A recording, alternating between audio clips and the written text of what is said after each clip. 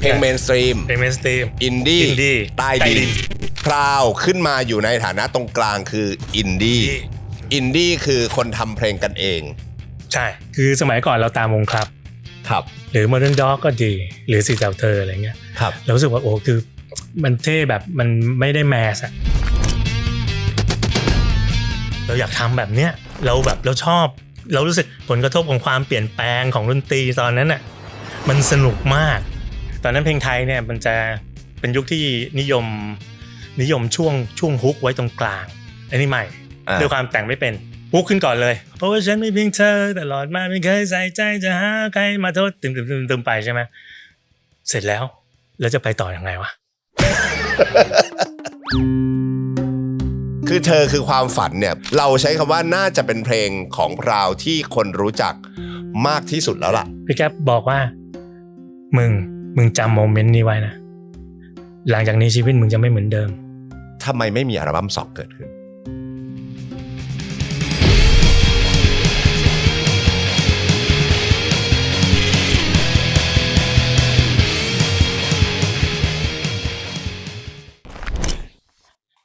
30 ปีจริงๆพี่พิซซ่าเซ็นตรงไหนดีครับเอาที่ตรงนี้ไหมฮะได้ครับขออนุญาตนะได้ครับเดี๋ยวตามล่าอีก3พี่ ได้ครับโอ้ยขนลุกเลยอ่ะผมแทบไม่ค่อยได้แกะไม่ค่อยได้แกะออกมาก ริปมากกริปใช่ไหมครับก็เรียกมิ้นแบบผมแบบว่าดูแลมันอย่างดีมากครับโอ้แต่เป็นคนรักษาปกดีมาก ที่บ้านอย่างเย็นน่ะตอนนั้นทำกี่ม้วนอ่ะพี่พิซซ่าจำได้ไหมที่เราผลิตออกมาแค่ 70,000 กว่าอ๋อเหรอใช่แล้วก็คือหมายถึงว่าผลิตครั้งเดียวผลิตตามระยะของวันป้าแต่ว่านั่นก็คือหมายถึงว่าทั้งหมดแล้วอะประมาณสัก 70,000 ใช่ปกเหลือง 70,000 กว่าแล้วก็ปกแดงอีก 30,000 กว่าก็คือรวมๆ2ปกก็แสนนิดเฮ้ยผมแต่นี่ไม่รวมซีดีแต่จำปกแดงไม่ได้ปกแดงมันคืออะไรอะครับพี่พิซซ่าชุดละเมอฮะเป็นเวอร์ชันพิเศษไอ้ที่แบบใช้ใน Only God Forgives อย่างเงี้ยที่จะเป็นเวอร์ชันออร์เคสตราเหมือนน่าจะมีว่ะเพราะว่าถ้าเกิดผมว่าตามพราวในยุคนั้นอยู่แล้วอะต้องมีน่าจะต้องมีใช่เพราะจริงๆไอ้เวอร์ชันนั้นเวอร์ชันนั้นก็เป็นกระแสนะหมายถึงไอ้เวอร์ชันออร์เคสตราก็ในยุคนั้นน่ะพี่พิซซ่ามันไม่มีใครแบบแทบไม่มีเลยป่ะครับตอนนั้นศิลปินไทยที่แบบหมายถึงว่าพอออกอัลบั้มมาแล้วมาทำเป็นเวอร์ชันออร์เคสตราอีกชุดหนึ่งอะไรเงี้ยไม่มีเนาะพอดีมันก็มีพี่แก๊ปทีโบนตอนนั้นพี่แก๊ปเป็น AE ของวงพี่แก๊ปใช่เป็น AE ของ Eternal Sky ของวงของวงเลยได้คือแกขอทำเนื่องจากว่าพี่โจเจ้าของค่ายอ่ะจบเบิร์กลีย์แล้วก็จะแบบอยู่ในแวดวงพวกนักดนตรีแจ๊สแล้วก็เขาก็ประมาณว่าแบบก็จะเจอกันอยู่บ่อยๆกับพี่แก๊ปแล้วก็รู้จักกันเป็นเพื่อนกันสนิทกันพี่แก๊ปก็จะมาที่ห้องอัดอยู่บ่อยๆครับEastern Sky ตอนนั้นก็อยู่ตรงเอกมัยแล้วก็พี่แก๊ปก็จะเล่นอยู่ Wish Travel ตรงทองหล่อแกจะแวะมาก่อนจะไปเล่นหรืออะไรเงี้ยก็แวะมานั่งคุยนั่งเล่นอะไรเงี้ยแล้วก็ช่วงที่วงพาวอ่ะอัดเสียงอยู่ครับแกก็ได้ยินเสียงมันลอดออกจากห้องอัดห้องคอนโทรลครับแล้วแกก็ถามเพื่อนพี่อ่ะชื่อเอเป็นคนที่มิกซ์ไอ้อัลบั้มพาวเนี่ยถามว่าให้วงอะไรวะบอกอ๋อชื่อวงพาวก็มาเสนอซึ่งแบบตอนนั้นปกติเนี่ยที่Eastern Skyเป็นแค่ห้องอัดเสียงไม่ใช่ค่ายเพลงแล้วก็มีเพื่อนมาแนะนำว่าแบบว่าไอ้แก๊งสีเต่าของเราในแวดวงนี้ตอนนั้นแบบยังไม่ได้ออกอัลบั้มแต่สนิทกันอยู่แล้วแล้วก็อย่างพี่เล็กคงเดชก็เป็นลาดกระบังเหมือนกันครับเป็นนิเทศรุ่นน้องฮะเขาก็บอกว่าเนี่ยมีรุ่นพี่เขาคือหลายๆคนน่ะเขาจบสาธิตประสานมิตรแล้วพี่โจเจ้าของค่ายเนี่ยเขาก็จบสาธิตประสานมิตรเขาบอกนี่มีรุ่นพี่เขาอยู่คนนึงอะไรเงี้ยแต่พี่แบบว่าเป็นเสนอซึ่งตอนนั้นรูปเสนอเยอะมากไม่มีใครสนใจไม่มีเลยผมงงเขามึนเขาเหม็นแบบตลกมากแบบหลังๆก็มาคุยกับพี่ป้างคุยอะไรเงี้ยพี่ป้างโอ้โหตอนนั้นเพลงมึงมึนมากเลยแล้วก็มาเจอที่นี่แล้วก็เอาเทปไปวาง ซึ่งเดี๋ยวจะเล่าให้ฟังว่าแบบอ๋อการจะเข้าไปที่ค่ายใดสักค่ายนึงเนี่ยคุณต้องมีแอนนี่คอนเนคชั่นบ้างคือไม่ใช่อยู่ๆเดินไปแล้วก็ไปวางแล้วก็คิดว่าเขาจะมาฟังยากอันนั้นน่ะลงถังขยะหมดไม่มีพื้นเพนี่เราก็เพิ่งรู้มันรู้ตอนที่แบบตอนที่แบบเคยไปเสนอเบเกอรี่ครับแล้วก็สมเกียรติสินิแล้วก็สนิทกับโปรดิวเซอร์เขาทำงานด้วยกันมาตั้งแต่ชุดแรกครับพี่เตาะจามอนมุทกันพี่เตาะบอกว่าสมเกียรติถามตอนที่แบบมีคอนเสิร์ตเปิดตัวด่าว่าเฮ้ยคุณแล้วคุณไปเจอวงพาวได้ไงบอกอ๋อเจอหลังจากที่มันเอาเทปไปวางไว้บริษัทมึงอะแล้วมึงบอกเลยโอ้ไปวางแบบนั้นไม่มีใครฟังยากมันต้องรู้จักใครสักคนที่แบบว่าสามารถที่จะช่วยฟังหน่อยแบบโหเราทำไป7เพลงอย่างเงี้ยเขาจะมานั่งฟังแล้วแบบโอ้โหจะเจอแบบแอนนี่ไดมอนด์ยากไม่มีทางไม่มีทางอันนี้กลับมาที่พี่แก๊ปได้ยินแล้วแกแบบโอ้โหเฮ้ยแม่งดีว่ะครับแกก็แบบตอนนั้นแกคอนเนคชั่นแกเยอะอยู่แล้วเพราะว่าตอนนั้นทีโบนดังมากแกก็เลยบอกพี่โจว่าเฮ้ยเดี๋ยวกูช่วยเดี๋ยวกูทำให้จะพาไปรู้จักโน่นนั่นนี่อะไรเงี้ยแต่ผมนึกภาพพี่แกเป็น AE ไม่ออกไงไปสมัยก่อนรายการวิทยุมันเถื่อนคือแบบไม่ต้องไม่มี appointment อ่ะคือขับรถไปเกียรกายสมัยก่อนเอไทม์เขายังกระจัดกระจายนะยังไม่มีแบบยังไม่ได้เป็นตึกรวมใช่เป็นตึกรวมเราต้องนั่งรถไปเกียรกายทีนึงนั่งสมมติจะไปเอไทม์ให้ได้ทั้งหมดครับต้องนั่งรถไปเกียรกายตอนนั้นจะมีส่วนใหญ่เขาจะเช่าสถานีวิทยุของทหารไปเกียรกายทีเสร็จแล้วก็ต้องไปตรงแถวหอการค้าทีนึงครับไปหาปาเต้ที่เกียรกายแล้วก็ไปหาพี่โชคชัยเจริญที่พี่ปุ๋ยเพราะว่าปุ๋ยที่แถวหอการค้าวิภาวดีนั่นแหละไปต้องไปอยู่หัวต้องโยกไปหลายที่สมัยก่อนยังไม่ได้รวมกันคือเขาจะมีออฟฟิศอยู่สมมติถ้าจะไปหาที่แบบช่วงเวลาสมมติจะไปหาปาเต้ครับแล้วก็ต้องไปตรงแถวเพชรบุรีตัดใหม่ก็จะมีอาคารที่มันเป็นเอไทม์เป็นออฟฟิศแต่ถ้าจะไปหาตอนรายการวิทยุเนี่ยก็ต้องไปต้องไปที่ห้องจัดฮอตเวฟอย่างเงี้ยแล้วก็ต้องไปตอนช่วงต้องรู้ว่าเวลานี้ป่าเต้จัดอยู่ใช่แต่ไม่จำเป็นต้องนัดเข้าไปแล้วไปส่องๆเนี่ยเหรอครับเข้าไปแล้วไปส่องพี่แก้วก็พาไปคือยังไม่ได้ส่งรายการไหนทั้งสิ้นครับแต่ว่าวงพาวเนี่ยรู้จักกับเต้อยู่แล้วเพราะว่าตอนนั้นเต้แกสนใจเรื่องของแบบพวกวงแบบอินดี้อัลเทอร์เนทีฟอะไรเงี้ยแกก็รู้จักมาตั้งแต่พี่ลุงก็แนะนำให้แบบไปหาปาเต้อะไรเงี้ยเต้ก็ฟังเทปเขาจะมีช่วงหลังเที่ยงคืนน่ะครับฮอตเวฟเนาะพอหลังเที่ยงคืนเนี่ยปาเต้เขาจะจัดต่ออีกประมาณ1-2 ชั่วโมงนั่นแหละไปถึงตี 2แล้วก็เปิดเฉพาะเพลงใต้ดินเหมือนเปิดเฉพาะเพลงแบบเพลงนอกกระแสและส่วนใหญ่เพลงใต้ดินสมัยก่อนครับมันจะมีคำหยาบคายแกบอกว่าแกมาจัดหลังเที่ยงคืนเนี่ยกบวนอนแล้วโอ้ใช่ส่วนพี่เต้นนี่มองทะลุในระบบราชการในยุคนั้นด้วยใช่เปิดซีเปียนี้ก็ดังได้เพราะไอ้ช่วงหลังเที่ยงคืนเพลงใต้ดินยุคนั้นน่าจะมีอะไรบ้างซีเปียมีซีเปียดอนผีบินไหมดอนผีบินเรียกว่าเป็นใต้ดินพี่พรายถือว่าเป็นใต้ดินไหมฮะพี่พายตอนนั้นไม่ใช่ละขึ้นมาแล้วใช่เพราะว่าพี่พายอยู่ค่ายแล้วแฟนตีถือว่าแมสมีแต่เพลงที่เป็นโปรเกรสซีฟแต่ว่าไม่ใช่ใต้ดินไม่ได้หยาบคายเฮฟวี่มดเฮฟวี่มดเฮเลติกแองเจิลโหลืมไปแล้วเหมือนกันนะครับใช่พี่ประสานสิทธิเขตครับคือเพลงใต้ดินยุคนั้นคือประมาณพี่นี้พี่กลุ่มนี้ก็เรียกอันเดอร์กราวด์จนมายุคพวกพี่เนี่ยเรียกว่าอินดี้อันนั้นนี่คือยุคแรกๆของเพลงใต้ดินเลยนะใช่โหตอนนี้ก็มันโชคดีที่เกิดทันว่ะก็อัลบั้ม Heavy Mode เนี่ยชื่อว่า Late X อ่ะแล้วมันก็ขายอยู่แบบตามแผงน้อยมากนะครับเขาใจว่าแบบอาจจะมีที่โดเรมีเจจูแล้วก็แถวล่างผมไปต่างสมัยก่อนผมอยู่ต่างจังหวัดเทปพวกเนี้ยไปถึงจังหวัดเอาตรงๆผมเชื่อว่าไม่น่าถึง 20ม้วนอะไรอย่างเงี้ยโอ้ไปถึงได้ก็บุญมากแล้วแต่ถึงนะแล้วผมก็แบบเป็นคนหนึ่งที่แบบอยู่ในไม่กี่คนที่แบบชอบซื้อมาฟังอ่ะจริงจริงพวกเด็กมหาลัยไงอย่างพี่แบบนั่งรถไฟมาจากลาดกระบังไงครับเสร็จแล้วก็พอลงไปแถวสยามเขาจะไปหาเจ๊จูไปหาป้าโดโดเรมีใช่แล้วก็ไปหาป้าโดแล้วก็อันแรกเลยก็คือให้แกแนะนำแต่นี่เพลงสากล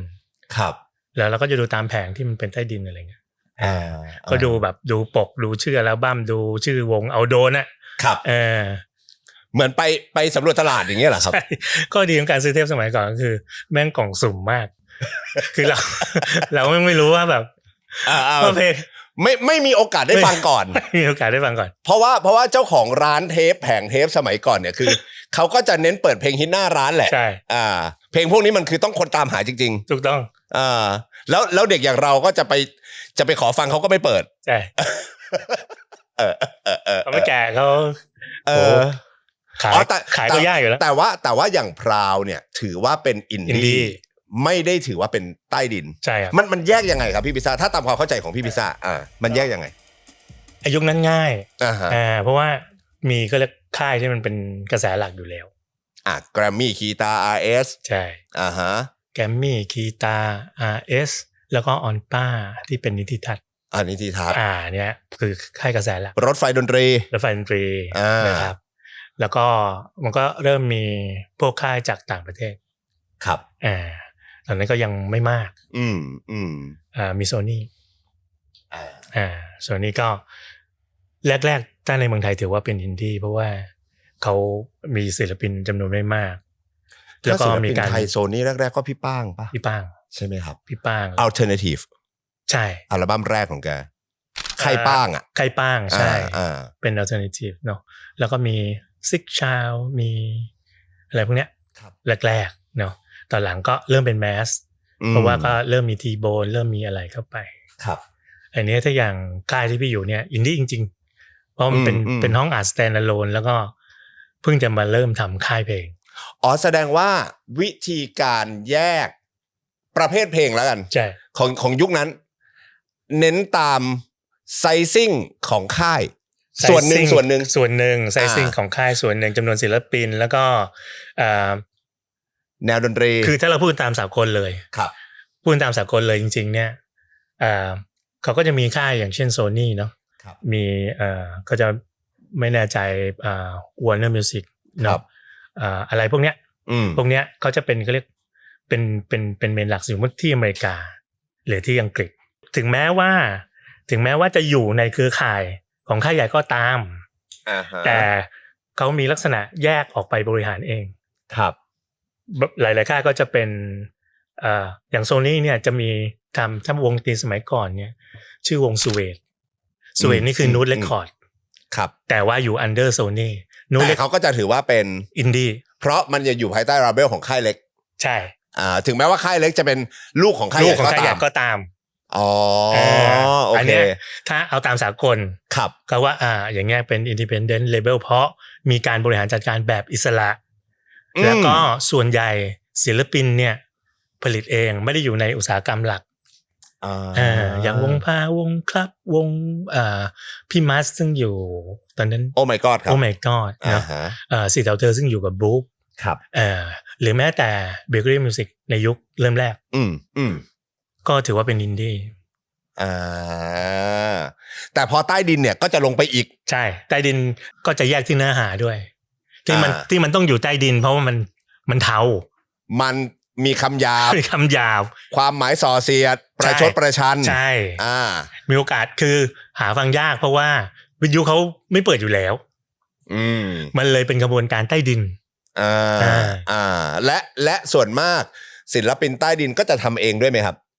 หมายถึงว่าก็จะเป็นแบบไม่ได้สังกัดค่ายโดยตรงหรือก็มีค่ายใต้ดินโดยเฉพาะซึ่งพวกนี้ค่ายเดียวกันหมดมันจะมียุคนึงอย่างพี่คาราบาวตอนผมเด็กๆมันจะมีบางเพลงผมใช้คำว่าบางเพลงนะของพี่คาราบาวที่ก็จะมีเนื้อหาแบบอาจจะไม่ได้หยาบแต่ก็หยาบแหละมันก็มีคำหยาบด้วยนะแล้วก็ เนื้อหามันก็จะไปทางแบบแรงๆหน่อยครับอย่างนี้เราถือว่าไม่ใต้ดินเพราะมันเป็นแค่บางเพลงใช่เพราะเป็นแค่บางเพลงใต้ดินนี้เขาชัดเจนสองของใต้ดินก็คือบางทีก็ด้วยแนวเพลงแบบค่อนข้างจะไม่ได้เขาเรียกไม่ได้แมสอ่ะไม่ได้พูดถึงความรักไม่ได้พูดถึงสิ่งแวดล้อมอะไรอย่างเงี้ยครับอ๋อแนวดนตรีแนวดนตรีด้วยใช่ไม่ใช่ป๊อปไม่ใช่ครับเมทัลคอร์อะไรอย่างนี้เลยแบบแล้วมันแล้วก็อาจจะไม่ได้หยาบขนาดนั้นแต่หนักหน่วงมันก็จะมีด้วยอะไรอย่างเงี้ยแนวดนตรีบ้านเราสมมติว่าไม่ต้องแยกป๊อปร็อกแจ๊สพังเอาเชิญเนี่ยมันจะแยกประมาณนี้ได้ง่ายๆเพลงเมนสตรีมอินดี้ใต้ดินพราวขึ้นมาอยู่ในฐานะตรงกลางคืออินดี้คือคนทำเพลงกันเองใช่แต่มีค่ายสังกัดอาจจะมีแต่เป็นค่ายที่ไม่ใช่เป็นค่ายแมสใหญ่ไม่ใช่ไม่ได้ถึงขั้นเป็นค่ายที่มีระบบอุตสาหกรรมดนตรีอย่างครบถ้วนใช่ไม่มีเสื้อผ้าหน้าผมแน่นอนครับฮะเราเป็นอินดี้นี่คือเอาอย่างง่ายๆวงพาวไม่เคยคิดจะไปส่งเทปที่แกรมมี่แน่ทำไมครับทำไมครับเป็นคำถามมันเป็นคำพูดที่ดูซิมเปิลมากนะครับแต่ในฐานะศิลปินวงหนึ่งอ่ะใช่ผมว่าแกรมมี่ก็น่าจะเป็นที่หมุดหมายหลายๆคนใฝ่ฝันเราไม่ไปแน่เพราะว่าเราไม่ได้เคยเห็นแผนงานที่เขาจะเรียกจะเอื้อให้เราทำงานได้อย่างอิสระตอนนั้นในยุคนั้นตอนนั้นยังไม่มีคือตอนนั้นเนี่ยถ้าเกิดใครอยู่แกรมมี่คือแปลว่าทุกอย่างจะถูกเข้าระบบหมดต้องเข้าระบบก่อนอาจจะต้องมีทีมโปรดิวเซอร์ทีมนักแต่งเพลงทีมดูแลเนื้อร้องแล้วไปดูคาแรคเตอร์แล้วอาจจะค่อยมาแนะนำว่าคุณควรจะเหมาะกับแบบไหนอะไรยังไงหรือถ้าเราจะเข้าไปในฐานะของแบบว่าโปรดิวซ์เองได้แต่งเพลงเองได้แล้วก็ไม่สนเรื่องการจัดการดูแลของเขาอะไรเงี้ยครับแสดงว่าโปรไฟล์คุณต้องสูงมากไอ้เงี้ยได้เป็นไปได้อันนี้เรากำลังพูดถึงยุคนั้นนะยุคนั้นยุคนั้นนะไม่ใช่ปัจจุบันไม่ใช่ใช่ไหมฮะแบบคือถ้าคุณมีชื่อเสียงอยู่ในระดับหนึ่งถึงแม้ว่าจะเป็นใต้ดินหรืออะไรก็ตามเนาะครับแต่ว่าคุณแบบมีฝีมือมากแล้วเขาชอบเพลงของคุณอยู่แล้วอันนี้อาจจะเป็นไปได้แต่สำหรับพราวตอนนั้นไม่ ก็เรียกไงไม่ได้มีอัตลักษณ์อัตราใดๆนะก็คือเราอยากทำแบบเนี้ยเราชอบเรารู้สึกก็เรียกผลกระทบของความเปลี่ยนแปลงของดนตรีตอนนั้นน่ะมันสนุกมากแล้วเราก็พบว่าในเวลาเดียวกันเนี่ยครับซึ่งแบบเราก็ไปเจอเพื่อนที่แบบเป็นครีเอทีฟบ้างเป็นอะไรในแวดวงของแบบพวกที่เรียนพวกดีไซน์พวกอะไรอย่างเงี้ยครับเราก็พบว่าทุกคนแม่งกำลังทำเพลงทุกคนแม่งกำลังทำเพลงจากกระแสความเปลี่ยนแปลงแล้วทุกคนแบบมองเห็นน่ะว่าแบบเฮ้ยมันน่าจะทำได้เป็นไปได้ไอเพลงที่แบบตอนนี้เรากำลังคลั่งไคล้อยู่เพลงที่มันมาจาก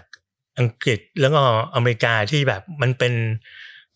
สไตล์ใหม่มันเป็นซาวด์แบบใหม่มันเป็นวิธีการพูดคุยแบบใหม่อะไรเงี้ยมันเปลี่ยนแปลงยังไงตอนนั้นเล่าให้ฟังได้ไหมครับมันเกิดเดิมทีมันเป็นยังไงแล้วมันเห็นอะไรแล้วมันเปลี่ยนแปลงมายังไงตอนนั้นเราก็ถ้าจะฟังเพลงไทยแล้วก็ฟังแกรมมี่เนาะแล้วก็บางวงของ RS แล้วก็บางทีก็นิติทัศน์อะไรเงี้ยแล้วก็อาจจะฟังอะไรเงี้ยพี่ปอนครับอะไรอย่างเงี้ยแล้วก็รู้สึกก็คุณภาพอยู่แล้วเพียงแต่ว่าอันนี้ต้องขอไปพี่ๆด้วยแล้วเขาเคารพจริงๆพี่ๆที่แกรมมี่ด้วยก็คือเขาจะมีวิธีที่จะทำให้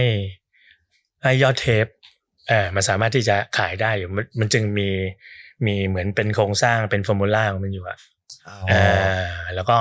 ซึ่งมันไม่ได้ผิดนะหมายถึงว่าไม่ใช่ว่าเพลงไม่ดีเลยนะเพลงก็ดีแต่เราก็จะพบว่าพอเราเริ่มฟังไปนานๆอะไรเงี้ย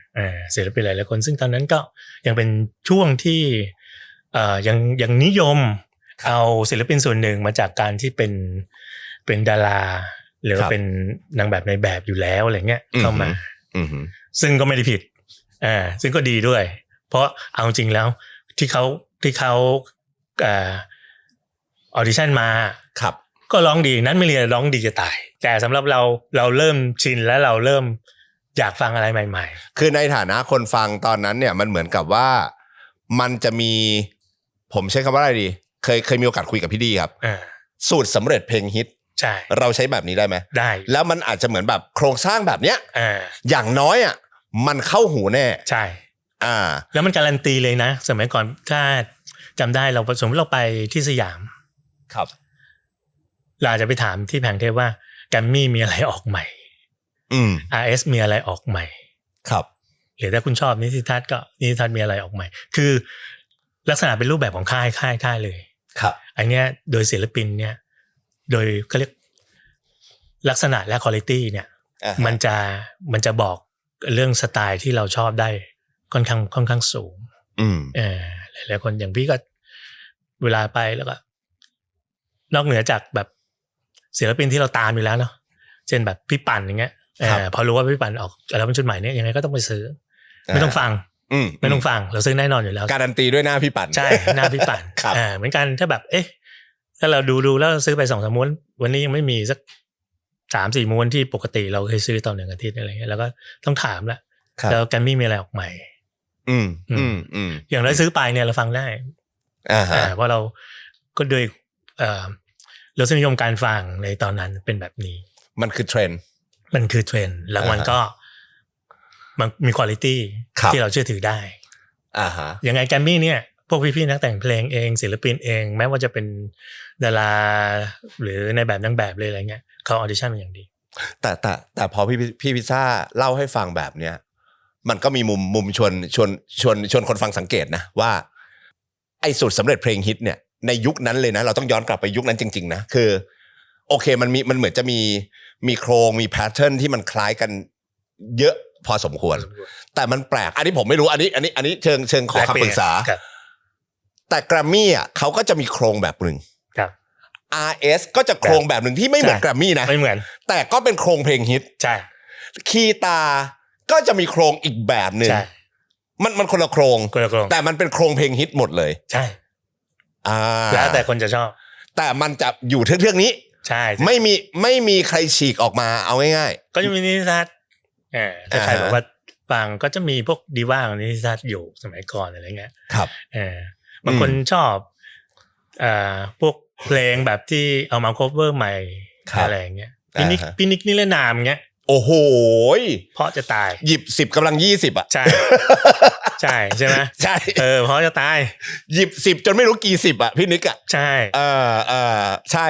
ที่นี่ท่านเราจะเจอเนี่ยอย่างพี่ป้างพี่ปอนไฮดราเนี่ยไหมแล้วแบบ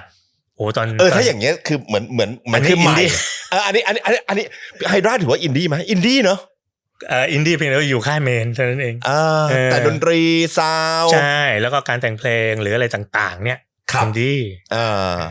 จริงซึ่งแล้วมันเปลี่ยนยังไงครับก็มีรายการวิทยุรายการหนึ่งของประวาสเนี่ยประวาสวัฒนาวิริยชาติใช่จำได้ตอนนั้นก็อยู่ FM 99นะครับชื่อรายการ Radio Active Radio Active จริงๆแปลว่าแบบอีสานกัมมันตรังสีอะไรเนี่ยก็เริ่มปากต่อปากแกเปิดเพลงใหม่มากปกติเนี่ยแปลว่าแกก็เคยอยู่ที่ Night Spot มาก่อนครับซึ่งก็จะเน้นเปิดพวกเพลงสากลที่เด่นๆในยุคสมัยตอนนั้นประมาณช่วง80อะไรเงี้ยครับแล้วพอมาเริ่มเข้ายุค90ก็ Night Spot ก็ไม่มีแล้วเนี่ยมาว่าแกก็กลับมาแล้วก็มาเช่ารายการวิทยุเหมือนอย่างที่ไทม์เคยเช่าอะไรเงี้ยก็ไปที่สถานีวิทยุเนี้ยเช่าเริ่มตั้งแต่แบบหลังข่าวภาคเย็นของรายการวิทยุของวิทยุนะ2 ชั่วโมงก่อนแล้วก็ขยายเป็น3เป็น4ไปเรื่อยเนื่องจากมีคนฟังเยอะสปอนเซอร์เข้าเยอะซึ่งคนฟังส่วนใหญ่ก็จะเป็นนักศึกษาหรือว่าวัยรุ่นหรือว่าแบบกลุ่มที่แบบfirst jobber คนที่เพิ่งเริ่มทำงานอะไรเงี้ยครับก็มีเพลงอะไรไม่รู้ไม่เคยได้ยินแล้วไม่ได้อยู่ในตอนนั้นเนี่ยรายการวิทยุยังมีจำนวนหนึ่งที่เปิดเพลงสากลแต่ก็จะเปิดก็เรียกก็เป็นเพลงแบบเมนสตรีมจากต่างประเทศนั่นแหละ เพลงที่ค่ายใหญ่ของต่างประเทศเนี่ยก็นำเสนออยู่ตลอดเวลาก็จะมีพวกดีว่ามีพวกตอนนั้นเป็นยุคบอยแบนด์นะยุค90ก็จะมีบอยแบนด์เยอะฝั่งอเมริกาแต่ว่าของป้าว่านี่ไม่ใช่เอาเพลงอะไรมาเปิดก็ไม่รู้ซึ่งแบบโคตรเจ๋งอ่ะเจ๋งทุกวงเจ๋งทุกเพลงแล้วฟังแล้วแบบเอ้ยเปิดโลกทัศน์มากเลยอ่ะจากนั้นการไปสยามสแควร์ของพี่ไม่เหมือนเดิมอีกต่อไปไม่ถามหาแกรมมี่แล้วไม่ถามหาแกรมมี่แล้วจำชื่อวงแล้วไปหาป้าโดที่เดียวแบบโอ้ยแล้วตอนนั้นมันยังไม่มีอินเทอร์เน็ตยังไม่มีอ่ะนี่เขาหัวกันแน่เลยอ่ะถ้าเกิดยุคสมัยก่อนอ่ะป้าวาดกับป้าโดใช่ใช่ป้าวาดมีหน้าที่เปิดแล้วป้าโดมีหน้าที่ขายแล้วแกก็มีทุกชุดเหมือนกันแสดงว่ามันมี2อย่างคือป้าโดฟังป้าวาดแล้วก็เลยเอามาขายก็เป็นไปได้หรือไม่ก็คัวกันอยู่ใช่ก็เคยไปร้านแกแล้วก็แกยังเปิดอยู่เลยแกยังเปิดวิทยุป้าวาดอยู่เลยไปแล้วแกก็จะมีพวกแบบที่มันเป็น merchandise เนาะเสื้อยืดมีหมวกมีเข็มกลัดมีอะไรอย่างเงี้ยที่เป็นวงดนตรีแบบที่เราชอบมีแบบเชสเซลเวนสเวดเบลอเนวาน่าหรือแบบวงแบบพวกเมทัลคอร์พวกอะไรพวกเนี้ยซึ่งคือเป็นร้านที่ถ้าวันไหนพี่ไปสยามแล้วไปประโดดพี่จะเจอเพื่อนมันคอเดียวกันก็จะเจอคนที่เราแบบพูดคุยกันอยู่เรื่อยๆอะไรเงี้ยเรื่องแบบทำเพลงบ้างหรืออะไรเงี้ยจะต้องเจอเพราะมันก็ต้องไปยืนแช่อยู่ประมาณอย่างน้อยครึ่งชั่วโมงไปฟังไปยืนดูปกไปดูมันมีอะไรบ้างยืนคุยกับป้าให้ป้าช่วยผมใช่ให้ป้าช่วยกล่อม educate ใช่จริงๆแล้วกลไกการตลาดมากๆใช่แล้วมันรายการวิทยุของป้าว่าเนี่ยมันเปลี่ยนทุกอย่างทุกคนฟังอยู่แล้วก็ตอนนั้นเราก็โอ้โหแม่งคือโคตรเจ๋งในยุคสมัยนั้นเราก็น่าจะพูดได้ว่าป้าว่าน่าจะเป็นผมใช้คำว่าถ้ายุคนี้เราน่าจะเป็นอินฟูคนหนึ่งจริงๆก็คือถ้าไม่ใช่ป้าวาดอาจจะมีลุงคนอื่นทำก็ได้แต่หลังจากนั้นแล้วก็ไม่ได้มีใครทำแบบชัดเจนแต่ว่าตอนนั้นจะมีเข้าใจว่าน่าจะมี Media Plus มั้งเป็นสมายเรดิโออยู่อะไรเงี้ยอย่างพี่วินิจแกก็เปิดแต่ว่าแกก็จะเปิดสลับไม่ได้เน้นว่าจะต้องเป็นแบบอินดี้จากฝั่งอังกฤษหรืออเมริกาของป้าวาดนี่ไม่มีเมสติไม่มีเลยไม่หยิบเพลงเมนสตรีมสักเพลงไม่มีเลยคือเล่าให้คนฟังเพิ่มเติมนิดหนึ่งว่าคือเราไม่ต้องไปพูดถึงแพลตฟอร์มเหมือนปัจจุบันนะ YouTube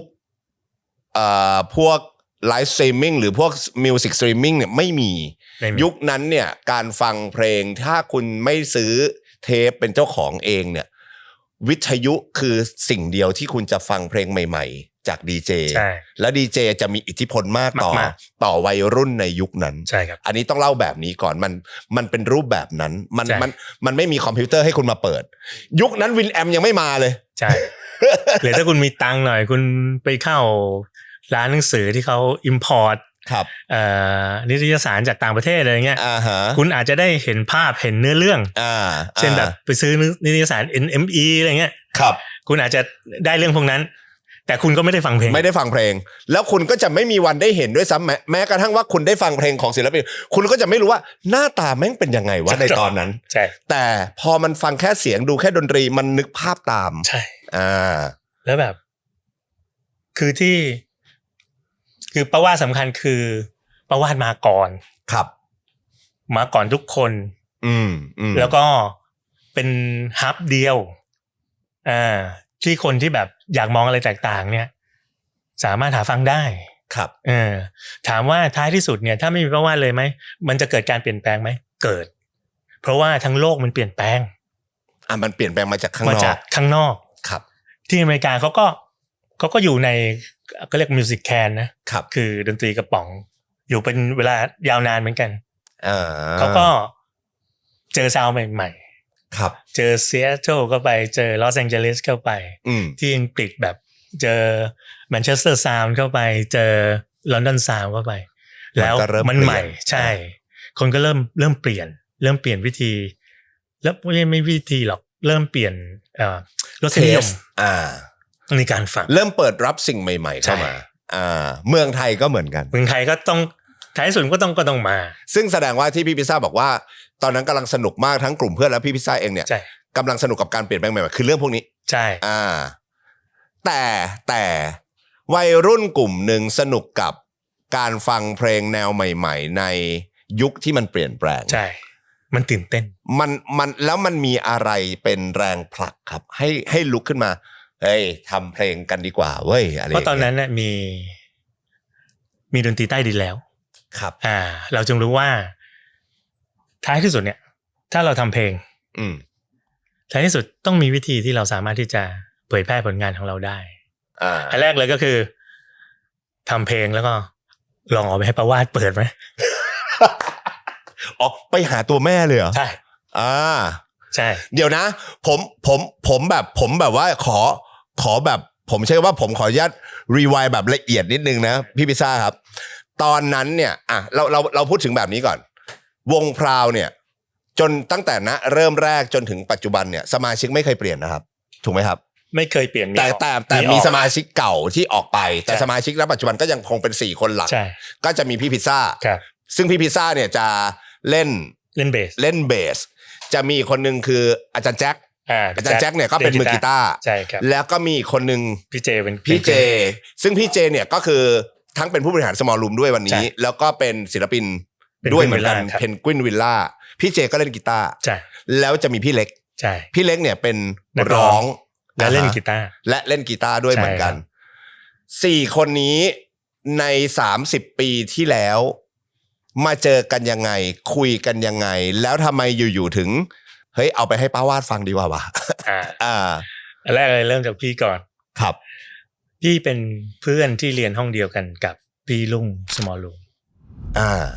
ที่ลาดกระบังก็คือเรียนห้องเดียวกันห้องเดียวกันเลยครับใช่เรียน Interior Design ผมเริ่มอยากเห็นนักศึกษาห้องนี้ โอเคพี่ติ๊กมือเบสคนเก่าครับของวงพราวแล้วก็พี่นอซึ่งเป็นมือกลองดีเจนอร์เวย์โอเคที่แคทก็เป็นมือกลองครับตอนนั้นน่ะในวงก็มีพี่มีพี่ติ๊กมีพี่ลุงโรดมีพี่นอแล้วก็จะมีพี่คนชื่อพี่หนุ่มอันนี้หมายถึงว่าเป็นวงตอนมหาวิทยาลัยเป็นวงมหาวิทยาลัยวงเล่นใต้ตึกที่ลาดกระบังใช่ครับที่คณะสถาปัตย์ลาดกระบังแล้วก็เล่นดนตรีด้วยกันมาก็เล่นโคเวอร์มาโดยตลอดตลอดเวลาที่เล่นนะตั้งแต่ปี1จนถึงปี4ปี5ทำทีสิทธิ์แล้วเล่นไม่ค่อยได้เล่นแล้วครับก็ไม่ได้เคยมีความคิดที่จะแต่งเพลงหรือคิดว่าเราจะทำอัลบั้มหรืออะไรก็ตามครับไม่เคยมีใครมีความคิดแบบนั้นก็เล่นสนุกเหมือนวัยรุ่นทั่วไปใช่เพราะว่ารู้สึกว่ามันยากห่างไกลตัวเราเกินไปหรือว่าจริงๆถ้าแบบเคยเจอพี่พิซซ่าอะไรเงี้ยด้วยแบบการเดินเหินเรื่อยๆอาจจะไม่ได้แบบถนัดเทคนิคขนาดนั้นอะไรเงี้ยแล้วเราก็โหไม่ได้บุคลิกไม่ได้ดีหน้าตาไม่ได้ดีอะไรเงี้ยคิดว่าเรื่องการทำอัลบั้มมันห่างไกลครับก็ไม่ได้มีใครคิดจะแต่งเพลงแต่สมัยเรียนจนมาถึงปี5ระหว่างที่พี่ลุงโรดแกทำทีสิทธิ์แกก็ฟอร์มวงกับเพื่อนชื่อวงครับวงครับในตำนานครับเคยถามแกแล้วนะแกเคยมีโอกาสมานั่งคุยเคยถามแล้วจะกลับมาไหมแกมึงอยากให้กูกลับมายุ่งจะตายแล้วต่อครับต่อผมขออนุญาตพี่ลุงตอนนั้นก็วงครับครับวงครับจะเป็นวงของพี่ลุงกับเพื่อนอัสสัมชัญครับซึ่งประกอบไปด้วยสุรฤทธิ์สยามวราพี่โตเป็นมือกลองครับแล้วก็จะมีน่าจะเป็นพี่วิโรจน์เล่นกีตาร์แล้วก็พี่ลุงไปเล่นเบสจริงๆพี่ลุงเนี่ยสมัยที่เล่นดนตรีด้วยกันพี่ลุงจะเล่นคีย์บอร์ดพี่พิซซ่าจะเล่นกีตาร์แล้วก็ร้องแต่ว่าที่วงครับพี่ลุงก็ไปเล่นเบสอันนี้ก็จะเป็นวงสไตล์แบบ 3-4 ชิ้นแบบเนี้ยแล้วก็ทำเพลงเริ่มแต่งเพลงสำหรับวงครับใช่เขาก็แต่งเพลงกันแล้วก็ทีแรกไม่รู้เลยเพราะเรานอกกลุ่มอันนี้มันไม่ใช่กลุ่มลาดกระบังนะครับจนเรียนจบแล้วก็เจอพี่ลุงอยู่บ่อย ไปอยู่กันคนบริษัทเนี้ยแต่ว่าชอบนัดกันไปตีสนุกเพราะบริษัทอยู่ใกล้กันเขาอยู่ตรงรอผมอยู่ตรงเบเวอร์ลีย์ตัดใหม่พี่ลุงก็เล่าให้ฟังว่าตอนเนี้ยทำเพลงอยู่อ๋อเหรอทำกับใครเลยก็เล่าให้ฟังมีพี่โต้อะไรเงี้ยซึ่งเรารู้จักพี่โต้อยู่แล้วเจออยู่บ่อยๆครับก็ถามอ้าวแล้วทำยังไงอะแต่งเพลงหรอบอกใช่แต่งเพลงตอนนี้แต่งได้ 3-4 เพลงแล้วแล้วก็โอ้ยแต่งเพลงได้ด้วยเก่งว่ะคือตอนนั้นแต่งเพลงไม่เป็นเลยแต่งไม่เป็นเลยไม่รู้จะแต่งยังไงไม่รู้จะเริ่มยังไงอะไรเงี้ยแล้วโอ้โหแต่งเพลงได้ด้วยแต่จากนั้นอีกไม่กี่เดือนเราก็ฟังรายการประวาสแล้วก็มีเพลงพี่จำไม่ได้เป็นเพลงไอเดียหรือเพลงโซซิลีนหรืออะไรสักอย่างเนี่ยซึ่งเป็นน่าจะเป็นเพลงที่เป็นเพลงฝรั่งเป็นเพลงเนื้อเพลงภาษาอังกฤษออกรายการประวาสด้วยนึกออกไหมเราฟังมาแบบมีพวกอินดี้ชั้นนำจากอังกฤษและอเมริกาแล้วก็มีการเปิดเพลงของวงครับแนะนำอันนี้เป็นเพลงของคนไทยโน่นนั่นนี่อะไรเงี้ยเราก็ตื่นเต้นแล้วบอกว่าเป็นวงครับไม่ใช่เพื่อนเรานี่หว่าทำไงดีรู้สึกเหมือนแบบเคยตกรถไฟไหมรู้สึกว่ามันเลยป้ายมันเลยป้ายไปแล้วแถมผมเชื่อว่าณตอนนั้นเดาเอาก็น่าจะมีกลิ่นอิจฉาหน่อยๆด้วยอิจฉาแบบอะไรวะจริงคนเรานะเป็นเพื่อนสนิทกันอยู่ในห้องครับกินเหล้ากันเขียนแบบกันทำงานกลุ่มกันขึ้นไปเล่นดนตรีได้โหเพื่อนแม่งไประดับเกินกว่าที่เราเล่นดนตรีตอนนั้นเล่นดนตรีจนถึงประมาณปี 4 ปี 5เราจบออกมาแล้วเราก็คิดว่าเราคงไม่ได้เล่นดนตรีอีกแล้วเพราะเราไม่มีเพื่อนเล่นแล้วเราไม่มีที่จะไปเล่นเคยมีแวบๆกลับไปงานมหาลัยแล้วก็ไปขอรุ่นน้องแจมอะไรอย่างเงี้ยเป็นไปได้แต่ว่าอนาคตตอนนั้นเราไม่ได้คิดว่าเราจะแบบอยู่ในเส้นทางดนตรีอะไรจนเพื่อนนี่แหละเป็นแรงบันดาลใจแล้วแบบโอ้โหมันเจ๋งว่ะคิดแค่นี้เลยนะว่าครับเฮ้ยดังนั้นกูก็ต้องแต่งได้เพราะกูเป็นเพื่อนมัน มึงเพื่อนกูใช่มึงทำได้กูก็ต้องทำได้คิดแค่นั้นแบบเฮ้ยมันต้องทำได้ดิก็เลยมันว่ะก็เลยเริ่มแต่งเพลงเว้ยครับแต่งเพลงก็แบบแรกๆก็ไม่รู้จะแต่งเนื้อหาอะไรแบบลองแต่งเล่นๆก่อนเลยคนเราเกิดมามีหูมีตามีปากมีฟันอะไรแบบเพลงเลอะเทอะแต่ก็มันมีระบบของการแต่งอยู่ข้อดีเลยก็คือว่าเราเป็นคนแต่งเพลงไม่เป็นมันก็เลยไม่มีกรอบอะไรไม่เลยไม่มีกรอบอันนี้เป็นข้อดีมากครับหยิบจับอะไรขึ้นมาอะไรเงี้ยแล้วแบบเป็นการแต่งเพลงครั้งแรกเป็นเพลงแรกเพลง2เพลง3ของชีวิตอะไรเงี้ย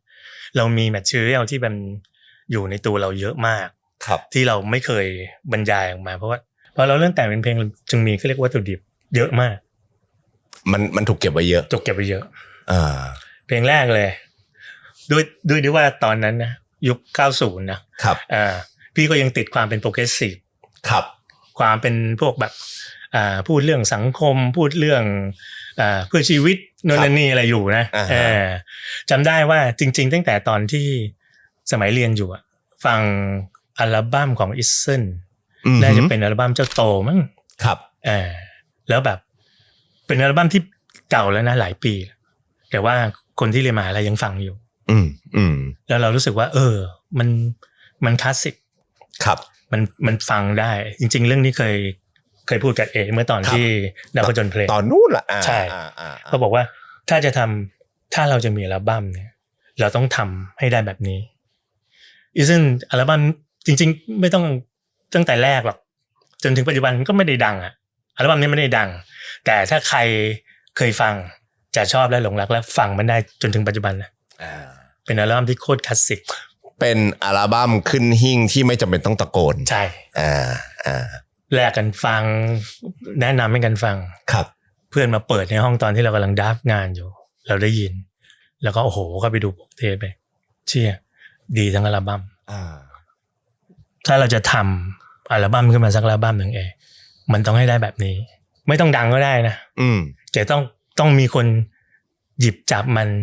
ขึ้นมาฟังให้ได้ตลอดไปเหมือนกับอัลบั้มเจ้าโตเนี่ยแสดงว่าเริ่มจากตอนแรกที่เพื่อนแต่งได้กูแต่งได้เริ่มคิดว่าจะแต่งเพลงใช่แต่พอมันเริ่มแต่งไปผมใช้คำว่าของในตัวสิ่งที่อยากจะเล่ามันเยอะใช่จาก1เพลง2เพลงเริ่มคิดเป็นอัลบั้มเริ่มคิดเป็นอัลบั้มตอนนั้นบ้างพลูมากแต่งได้อย่างน้อยที่สุด2อาทิตย์1เพลงโหเร็วมากถือว่าเร็วมากนะครับเร็วมากครับแล้วซึ่งตอนนั้นหมายถึงว่าพี่พิซซ่าก็ผมใช้คำว่าทำงานกับความคิดแบบนี้ของตัวเองอยู่คนเดียวก่อนยังไม่ได้คุยกับใครยังไม่ได้ไปเจอใครคุยกับพี่แจ็คพี่แจ็คเป็นรุ่นน้องห่างกันปีนึงเล่นกีตาร์เหมือนกันแล้วก็สนิทมากครับสนิทมากก็คือพี่แจ็คนี่แหละใช่พี่แจ็คเนี่ยพี่แจ็คพราวนี่แหละก็บอกว่าคือพี่แจ็คนี่เขาเป็นนักฟังเพลงอยู่แล้วก็เป็นนักดนตรีด้วยอะไรเงี้ยแต่เขาแต่งเพลงไม่เป็นนะตอนนั้นก็คุยกับเขาก็บอกว่าพี่ยิ่งแต่งเพลงเว้ยลองมาแบบทำเพลงกันไหมแต่จริงๆแกก็ไม่เคยชอบแต่ว่าเฮ้ยลองทำดูอะไรเงี้ยจริงๆเพลงนี้มันมีที่มาเพราะว่าสมัยก่อนคุณแม่พี่ก็เปิดร้านอยู่ตรงปัจจุบันก็คือเซ็นทรัลเวิลด์ตรงเซ็นทรัลเวิลด์เดี๋ยวนี้ตรงฝั่งติดถนนตรงลาดตำรินี่มันจะเป็นลานกว้างๆใช่ไหมครับสมัยก่อนที่ติดถนนเลยมันจะเป็นตึกแถวสมัยก่อนนะครับตึกแถวแล้วก็ข้างหลังตึกแถวเนี่ยจะเป็นลานจอดรถทัวร์ตรงนั้นจะมีบริษัทพิมานทัวร์อยู่แล้วก็จะมีพวกร้านค้าร้านอาหารอะไรพวกเนี้ยแล้วก็คุณแม่ก็เปิดอยู่บล็อกนึงชื่อว่าร้านพึ่งก็บล็อกเนี้ยเราก็เวลาเราเลิกเรียนเนี่ยก็จะไปแวะไปหาแม่ก่อนแล้วก็กลับบ้านพร้อมกันดึกๆข้างหลังร้านน่ะที่เป็นลานจอดรถทัวร์เนี่ยเราก็จะวางถังขยะเอาไว้ให้กทมมาเก็บทุกๆวันมีอยู่ช่วงนึงก็มีโฮมเลสอยู่คนนึงก็เสื้อไม่ใส่ตัวสกปรกอะไรอย่างเงี้ยดูเซิงๆนะแล้วก็เห็นเข้ามาคุยขยะเพื่อหาของกินเอาไปกินก็เลยเรียกให้แม่ดูแม่เนี่ยปีนมาทุกวันเลยอะไรเงี้ยแม่บอกเดี๋ยวพรุ่งนี้จริงๆพี่พิซซ่าชื่อเล่นชื่อเล็กเนี่ยเดี๋ยวพรุ่งนี้เล็กลองเอาไปให้แกดีกว่าครับก็พอรู้ว่าแกมาแล้วแม่ก็ห่อข้าวแล้วก็ให้เราเอาไปให้เราเอาไปให้แกไม่เอาแกบอกแกไม่ใช่ขอทานโอ้โห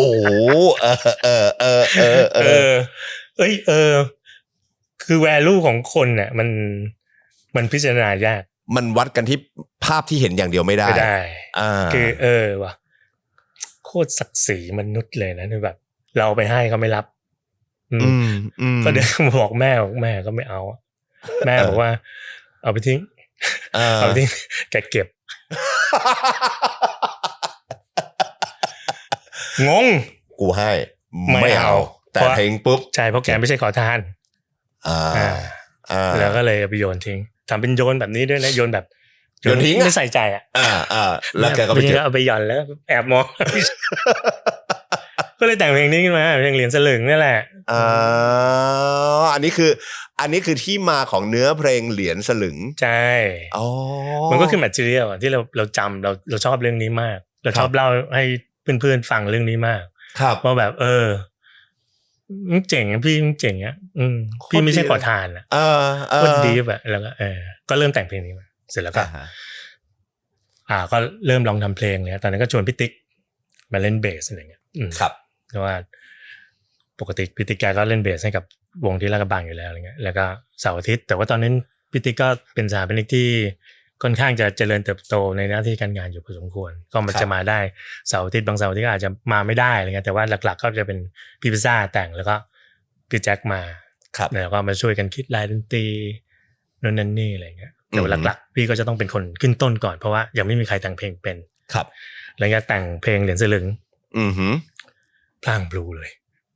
มาเรื่อยเลยก็เริ่มต้นจากระบบคิดแบบโปรเกรสซีฟและความเป็นเพื่อชีวิตนะก็จะไม่แต่งเพลงรักก็จะแบบแต่งให้กำลังใจบ้างเช่นอย่ามองกลับหลังหรือว่าเพลงเปิดใจพวกนี้จะเป็นเพลงแบบโซนแบบที่ให้กำลังใจหมดเลยอันนี้เริ่มแต่งไป โปรเกรสซีฟไป1เพลงโปรเกรสซีฟไป2เพลงแล้วก็จะมีแบบก็เรียกโมเดิร์นร็อกนะแต่ว่าเนื้อหาก็ยังแบบเป็นโทนที่แบบให้กำลังใจอะไรเงี้ยสังคมคนเมืองอะไรอย่างเงี้ยพี่แจ๊คก็บอกว่าพี่เอาแบบบิดพ็อปหน่อยไหมเท่แกก็เริ่มรีเควสอะไรเงี้ยแล้วก็เริ่มไม่ไหวแกก็แล้วก็เริ่มไม่ไหวแล้วก็ยังไงดีวะทำไงแกว่านี่อย่างงี้New Wave แกก็เล่นNew Wave นะในช่วง 90s เนี่ยมันหมายถึง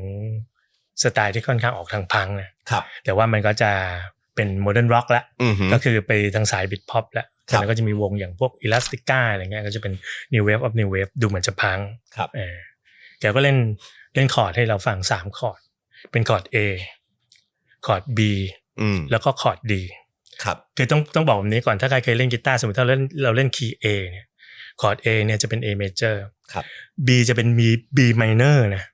B จะเป็น B minor ส่วน D เนี่ยก็จะเป็น D major หรือ D7 ซึ่งอันนี้เขาเรียกตามโทนิกของคอร์ดของคีย์โดยปกติในที่แกเล่นเนี่ยแกเล่น power chord ครับวันนั้นมันก็เลยออกเป็นเสียงที่มันเป็นเมเจอร์ทั้งหมด3ตัวเห็นเราฟังปุ๊บโอเคแล้วได้ไอเดียละก็บอกพี่แจ็คแป๊บนึงแล้วก็แต่งเพลงแต่งเสร็จวันนั้นเลยนะเพลงเพราะฉันมีเพียงเธอเชี่ยอยากได้ป๊อปใช่ไหมเอาไปโหแต่งได้วันนั้นเลยเพราะฉันมีเพียงเธอนะเพลงแรกหน้า A เพลงเปิดอัลบั้มของพราวโคตรดีครับก็ได้มาเล่นเลยก็เล่นแล้วก็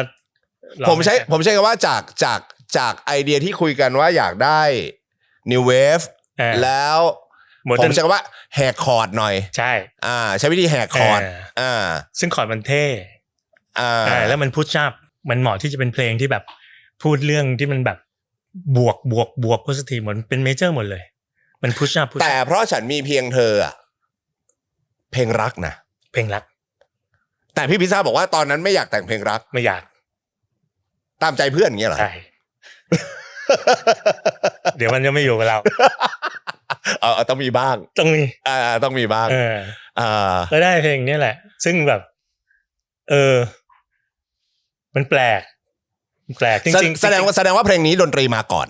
พี่แจ๊คก็เป็นคนให้ฟังคอร์ดในชุดนี้ซึ่งพอเราเห็นคอร์ดแบบนี้ปุ๊บโอ้โหเรามีไอเดียเราคือตอนนั้นก็เริ่มลดโทนมาว่าโอเคเพลงรักก็ได้แต่ว่าอย่างน้อยต้องเท่เพลงรักแบบเท่ๆครับเราก็อยากทำโอเคคอร์ดมันเท่แล้วก็เป็นเพลงที่แปลกด้วยความที่เราแต่งเพลงไม่เป็นพอเจอคอร์ดโปรเกรสชันนี้เราแต่งฮุกขึ้นก่อนเลยเราแต่งไม่เป็นตอนนั้นเพลงไทยเนี่ยมันจะเป็นยุคที่นิยมช่วงฮุกไว้ตรงกลางintro verse pre hook แล้วก็ฮุกจะอยู่กลางเพลงแล้วก็จะไปโซโล่กลับมาฮุกใช่เพราะว่าเหมือนรอไดนามิกเวลาที่แบบเราไปคอนเสิร์ตแล้วร้องตามมันเหมือนค่อยๆกราฟค่อยๆพุ่งขึ้นไปใช่อันนี้ใหม่ไอ้นี่ฮุกขึ้นก่อนเลยผมกำลังจะถามตรงนี้แหละต่อด้วยความแต่งไม่เป็นแล้วก็มาปุ๊บเพราะว่าฉันไม่เพียงเธอตลอดมาไม่เคยใส่ใจจะหาใครมาโทษตึมไปใช่ไหมเสร็จแล้วจะไปต่อยังไงวะพอก็ฮุกกูจบแล้วเราจะกลับไปยังไงวะครับก็เลยบริดจ์เอาสะพานเชื่อม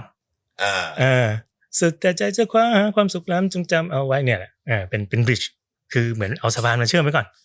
แล้วก็กลับไปที่ฮุกใหม่ซ้ำอันเดิมนะซ้ำอันเดิมนะลองซ้ำเหมือนเดิมเลยนะครับไม่ใช่เวอร์ส1ไปเวอร์ส2ด้วยซ้ำมันเป็นฮุกบิดฮุกบิดฮุก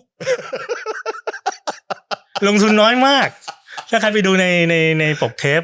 เราจะเห็นว่าแบบเนื้อเพลงสั้นมากเพราะมีเนื้อเพลงแค่2ท่อนโคตรมันเลยจริงไม่เพราะตอนแรกผมก็เลยจะถามตอนที่พี่พิซซ่าเล่าเมื่อสักครู่แล้วผมก็ว่าจะถามอยู่ว่าแบบตอนนั้นแบบผมเข้าใจว่าที่มามันจะแบบไม่หรอกพี่อยากจะแตกต่างไว้มันคือ มันคือเราไม่มีกรอบ เราไม่มีกรอบของแพทเทิร์นในการเขียนเพลงว่ามันจะต้องเป็นแบบนี้มันก็เลยสามารถเป็นไปได้ทุกอย่างเป็นไปได้อย่างนึกอะไรออกใส่ไปก่อนแต่หาจุดต่อไม่ได้เสร็จแล้วทำไงอ่ะคราวนี้พอมันเริ่มซ้ำฮุกใช่ไหมเข้าบิดคราวนี้ถ้าไปบิดมันจบไม่ได้ครับเราเลยซ้ำฮุกใหม่แต่เปลี่ยนจากคีย์ A เป็นคีย์ D ให้มันเกิดไดนามิกแล้วแม่งมันมากมันเป็นแก๊กที่เวลาไปเล่นคอนเสิร์ตทุกครั้งพอถึงตรงท่อนที่มันเปลี่ยนจาก A ไป D ที่มันสูงขึ้นอีกคนมันจะกระโดดโลดเต้นกันเต็มฮอด้วยความแต่งเพลงไม่เป็นแต่ในความแต่งเพลงไม่เป็นเนี่ยมันก็เป็นสูตรสำเร็จมากๆเหมือนกันนะครับพี่พิซซ่าหมายถึงว่าผมก็เลยจะบอกว่ามันคล้ายๆกับเพลงสมัยก่อนที่เราเคยร้องตอนเด็กๆว่าเนื้อมันไม่ต้องเยอะแต่มันร้องเนื้อเดิมๆแล้ววนไปวนมาแบบหมายถึงเอามาซ้ำรีพีทใช่จริงๆแล้วBeatles ก็หลายเพลงก็เป็นแบบนั้นเนี่ยไหมฮะแบบขึ้นมาฮุกเลยแต่เขายังมีวิธีต่อนะเช่นแบบ Can Buy Me Love อะไรเงี้ยเสร็จแล้วก็ยังแบบโทนดาวกลับไปที่ verse ได้อะไรเงี้ยของเราไม่มีของเราเป็น bridge เลยครับเป็น bridge แล้วก็กลับไปที่ฮุกแล้วเป็น bridge แล้วก็กลับไปที่ฮุกแล้วก็ bridge แล้วก็ฮุกร้องฮุกซ้ำไปอีกแล้วก็แต่คือไต่คีย์ขึ้นไต่คีย์ขึ้นให้มันพลิกใช่แล้วก็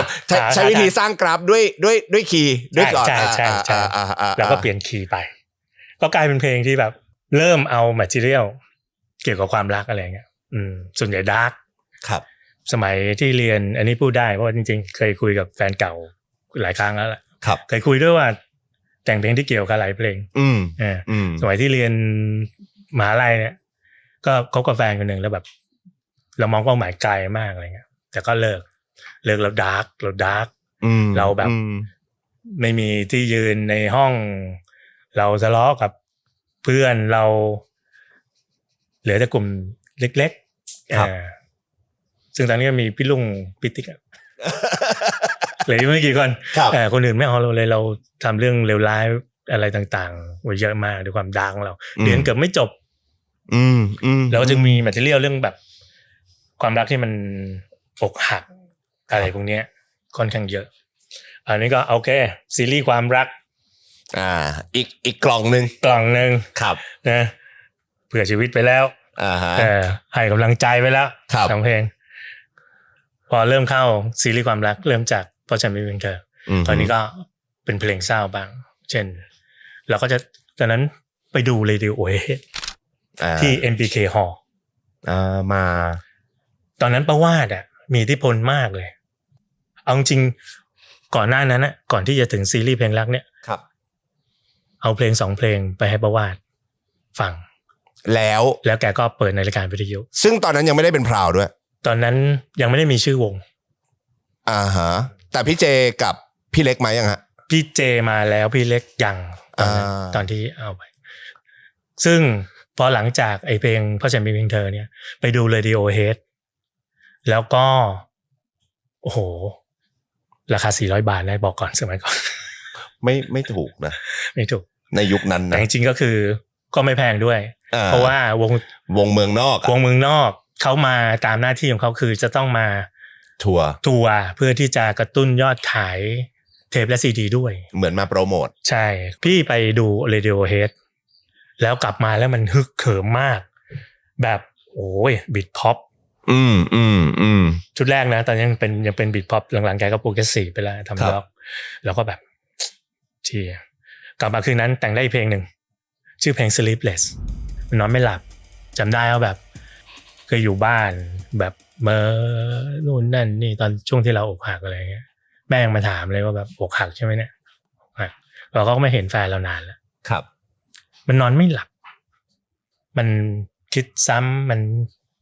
วนอยู่อย่างนั้นก็เลยแต่งเพลงนี้แล้วก็เรารู้สึกโกรธเราอยากด่าด้วยเพลงนี้จึงเป็นเพลงภาษาอังกฤษเพราะเราอยากจะใส่ในอัลบั้มด้วยนะในอัลบั้มเพลงเดียวเพราะเราอยากจะใส่คำด่าเข้าไปเราอยากจะใส่คำว่า fucking life เราอยากจะใส่ว่า you bitch you make me cry อะไรเงี้ยเราอยากจะใส่เข้าไปถ้ามันเป็นเพลงไทยเราทำไม่ได้เพราะมันจะแรงพอเป็นอังกฤษแล้วมันซอฟลงทำไมไม่รู้อ๋อนี่เลยเป็นที่มาของเพลง Sleepless ว่า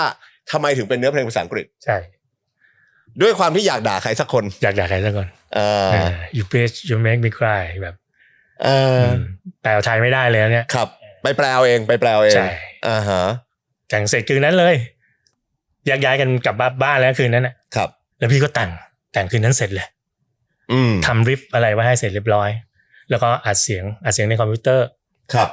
ไว้พี่แจ็คฟังบอกว่าพี่แจ็คลงไปคิดไลน์อื่นๆอะไรเงี้ยโทรบอกพี่แจ็คแต่ว่าแต่อีกวันนึงอ่ะพี่ไม่อยู่ว่าพี่นัดเพื่อนไว้บอกแจ็คเข้ามาทำอะไรเงี้ยครับแจ็คเขาก็เข้ามาเปิดปุ๊บก็โทรกลับเข้ามือถือกระดูกหมาของเราโอ้ตอนนั้นมีมือถือแล้วครับมีมือถือแล้วแกก็โทรเข้าโมบิล่าของเรานึกภาพโทรศัพท์ยุคก่อนนะโคตรใหญ่เลยอันเท่านี้ใช่แต่ก่อนโทรศัพท์มือถือสมัยยุคนั้นอันเท่านี้คิดดูดิแล้วมีเสาอย่างนี้ด้วยนะมีเสาอย่างนี้นะไปไหนนี่แม่งโคตรหนักเลยแต่โคตรแพงใช่เป็นแสนก่อนใช่เครื่องนึงแบบเป็นหลักแสนโอ้ใครมีนี่คือโคตรไฮโซครับพี่พิซซ่าโทรมาปุ๊บเรารับแจ็คพูดเลยพี่แม่งโคตรเจ๋งชอบพี่แจ็คก็ชอบอะไรแบบนี้แบบสไตล์แบบบริดหน่อยเพราะว่าพี่พิซซ่าเพิ่งไปได้อิทธิพลมาจาก Radiohead ด้วยเป็นบริดด้วยใช่แล้วภาวะเพลงรักด้วยใช่เพลงรักแบบดูเป็นภาษาอังกฤษอีกใช่มาโดนเส้นพี่แจ็คเลยโดนเส้นเลยกรี๊ดเลยแล้วก็ดีใจให้น้องได้สนใจบ้างหลังจากดาร์กมาหลายเพลงแล้วเกินอะไรเงี้ยแล้วก็ฟังดูอันนี้โทษนะพี่พิซซ่าฟังดูนะครับที่มาเจ๋งทุกเพลงดนตรีดูดีทุกเพลงแต่ลองเอาตอนนี้แค่3เพลงนะโคตรมั่วเลยนะมั่วมากแล้วอีกเพลง Sleepless เนี่ยก็คือ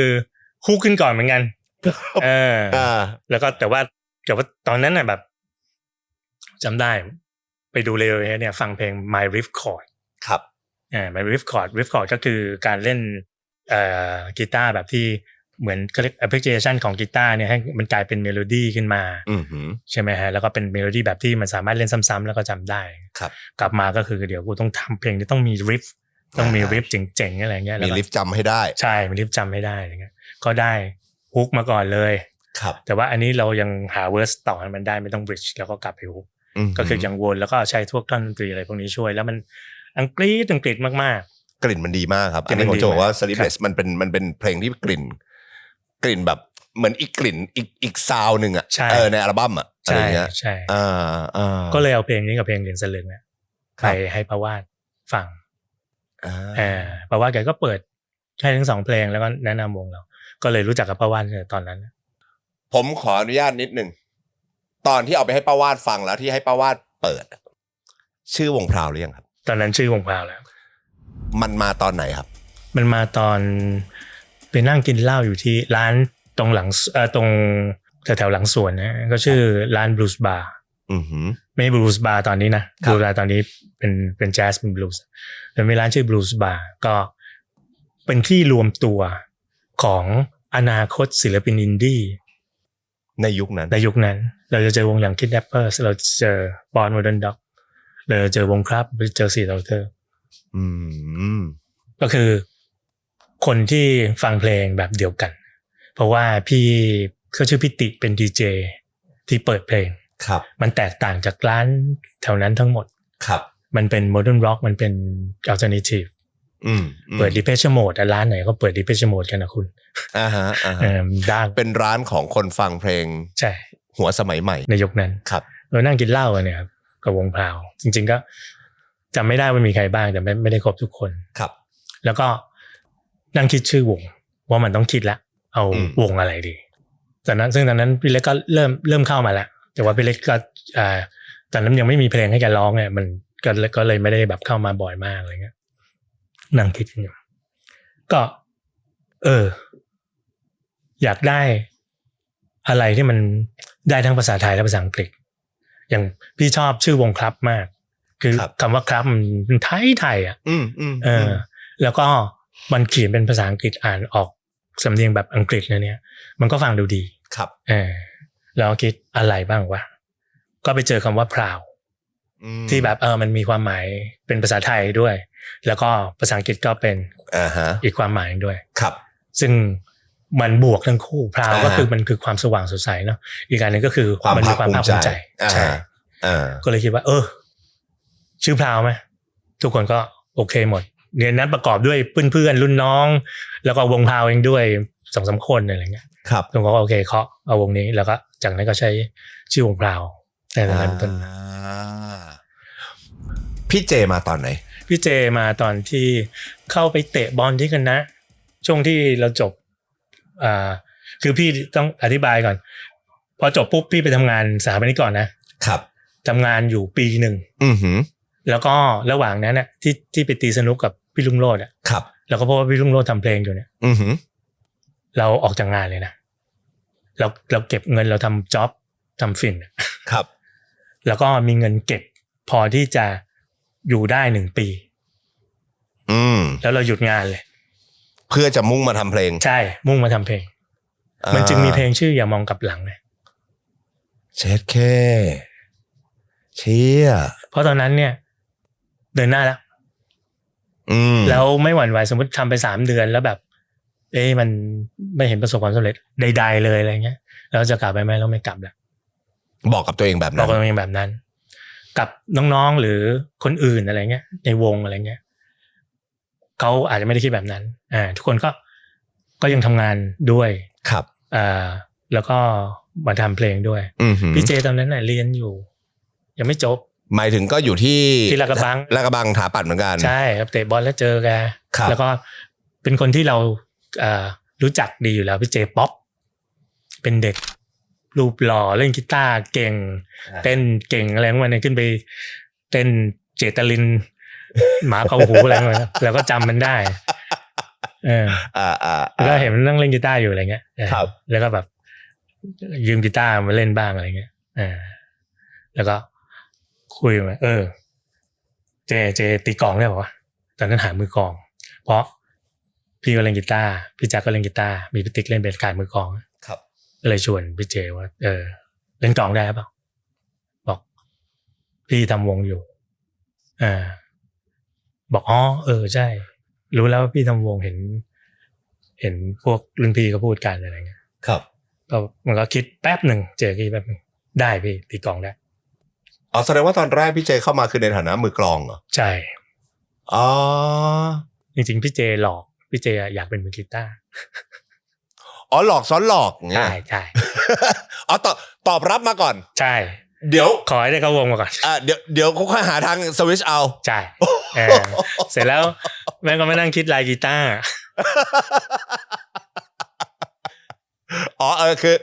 คือเข้ามาเป็นมือกลองก็ได้แต่กูนั่งคิดลายกีตาร์ใช่เนี่ยพี่เจเข้ามาโอ้นมันเลยครับแล้วก็เอาละเริ่มยุ่งแล้วกีตาร์3 ตัวแล้วแล้วก็พี่เล็กแล้วพี่เล็กมายังไงครับพี่เล็กก็มีวันนึงพี่เล็กโทรมาเป็นรุ่นน้องถัดไปอีก 2-3 ปีนะครับพี่เล็กเนี่ยแต่ก็อยู่ที่ลาดกระบังอยู่คนละภาควิชา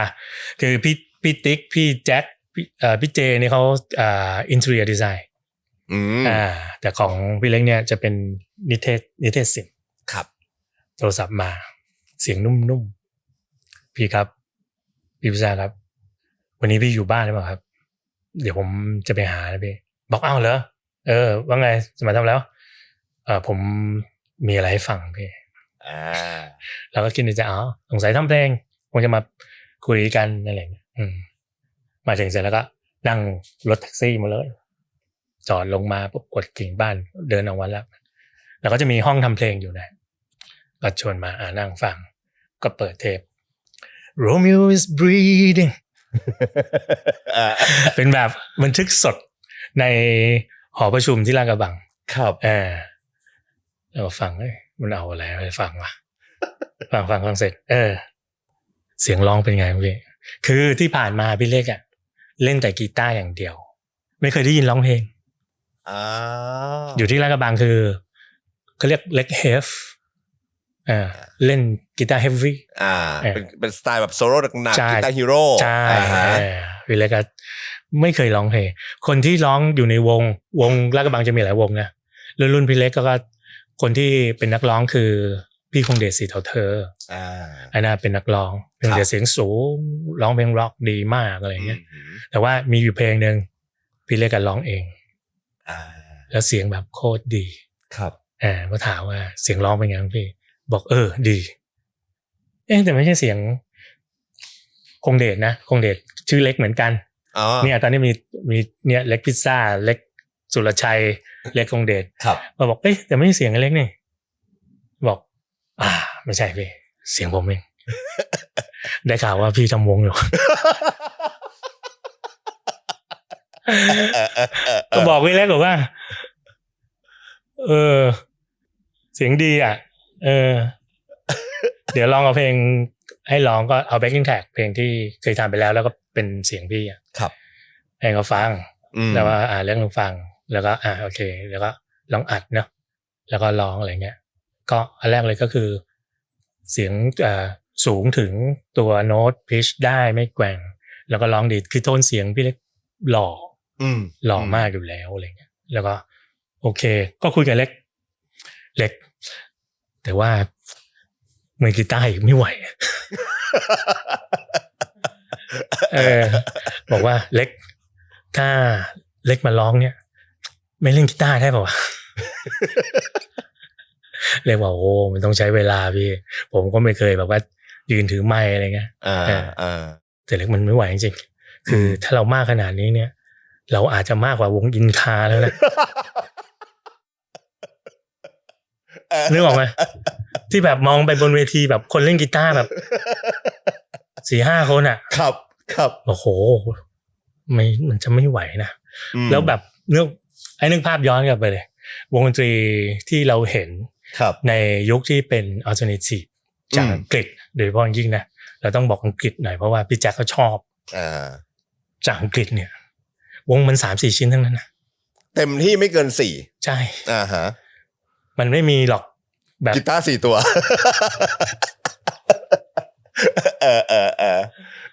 แล้วสุดท้ายพี่เล็กว่าไงฮะเล็กบอกว่าขอเวลาก่อนครับแล้วก็ท้ายที่สุดพี่เล็กก็ไม่มีกีตาร์ไม่ได้เล่นไม่ออกหมายถึงว่าอยากเข้ามาร่วมวงแน่ๆแหละเป็นนักร้องก็ได้ใช่แต่ขอกีตาร์ด้วยเถอะใช่แล้วพี่พิชาติยอมหมดอะแล้วเอาใจใครเข้ามาในวงแล้วเราแล้ววงมันเป็นยังไงครับตอนโอ้พี่ไปยืนข้อทำมาเรียนอยู่ตอนนั้นไปจำได้เป็นงานกิฟต์ที่ศิลปากรครับติดสอยห้อยตามวงครับเขาเชิญวงครับแต่วงครับอ่ะขอว่าให้เอาวงพาวไปเล่นเปิดให้เขาได้ไหมอะไรเงี้ยแล้วตอนนั้นไปเล่นกัน4 เพลงเดี๋ยวมาแล้วทุกคนเล่นกีตาร์หมดแล้วก็ซึ่งถ้าไม่นับพี่นะก็คือมันก็3 คนแล้วอ่ะแล้วก็โอ้ไม่อยากแขวนกีตาร์คนเดียวแต่ว่าตอนนั้นเนี่ยยังมีเพลงที่พี่เล็กยังร้องไม่ได้อยู่ครับก็เลยตอนนี้ก็พี่ก็จะร้องด้วยบางเพลงแล้วก็เคาะแทมเบอรีนไปตอนนั้นพี่พิซซ่ายังไม่ได้ตัดสินใจมาจับเบสยังครับฮะมาตัดสินใจจับเบสก็ตอนที่พี่ติ๊กเขางานวุ่นเขาก็มาบอกคือเขาไม่มีเวลาฝึกซ้อมคือลายเบสมันเริ่มยากขึ้นเรื่อยๆคือถึงแม้ว่าพี่ติ๊กเล่นเบสเนี่ยแต่ว่าส่วนใหญ่พี่พิซซ่าก็จะเป็นคนคิดลายเบสอยู่ดีครับแล้วแบบตอนนั้นมันจะมีแบบสไตล์แบบ Red Hot Chili Peppers ที่แบบเบสมันต้องแบบว่าไปเล่นลูกที่เป็นออกเทปหรืออะไรที่มันอาจจะซับซ้อนมากขึ้นก็พี่ติ๊กก็รู้สึกว่าเขาต้องใช้เวลาหลายๆอย่างอะไรเงี้ยแล้วก็มาบอกแต่เขาก็ช่วยตอนที่เราอัดเสียงด้วยนะก็มาช่วยเพลงที่เขาเล่นได้อยู่ครับซึ่งตอนนั้นก็เราเริ่มมีเพลงไปให้ประเทศฟังแล้วมีเพลงไปให้ประเทศฟังประเทศก็แนะนำในรายการประเทศก็ถามเล่นๆแต่ไม่รู้ว่าตอนหลังแกเอาจริงแกถามเล่นว่าคุณแล้วถ้าแบบผมเอาไปให้พวกพี่ๆที่แกรมมี่ฟังอะไรเงี้ยคุณสนใจไหมอะไรเงี้ยเราก็จริงๆไม่สนนะแต่ว่าก็ลองดูพี่เอาไว้อะไรเงี้ยแกก็มาเล่าให้ฟังตอนหลังก็เอาไปวางไว้ที่โต๊ะพี่ดีนิติพงษ์ใช่พี่ดีคงมึนอ่ะ ซึ่งตอนนั้นเนี่ยครับตอนนั้นเนี่ยผมใช้คำว่าพราวเนี่ย เริ่มฟิตอินหมายถึงว่าเริ่มลงตัวกันหมดละเริ่มลงตัวกลายเป็นว่าณตอนนั้นเนี่ยก็กลายเป็นว่าพี่เล็กเนี่ยร้องแล้วก็จะเล่นกีตาร์ไปด้วยครับพี่เจเล่นกีตาร์ใช่ไม่กลองแล้วไม่กลองแล้วพี่แจ็คเล่นกีตาร์ใช่พี่พิซซ่าหนีมาเบสก็เริ่มเข้าห้องอัด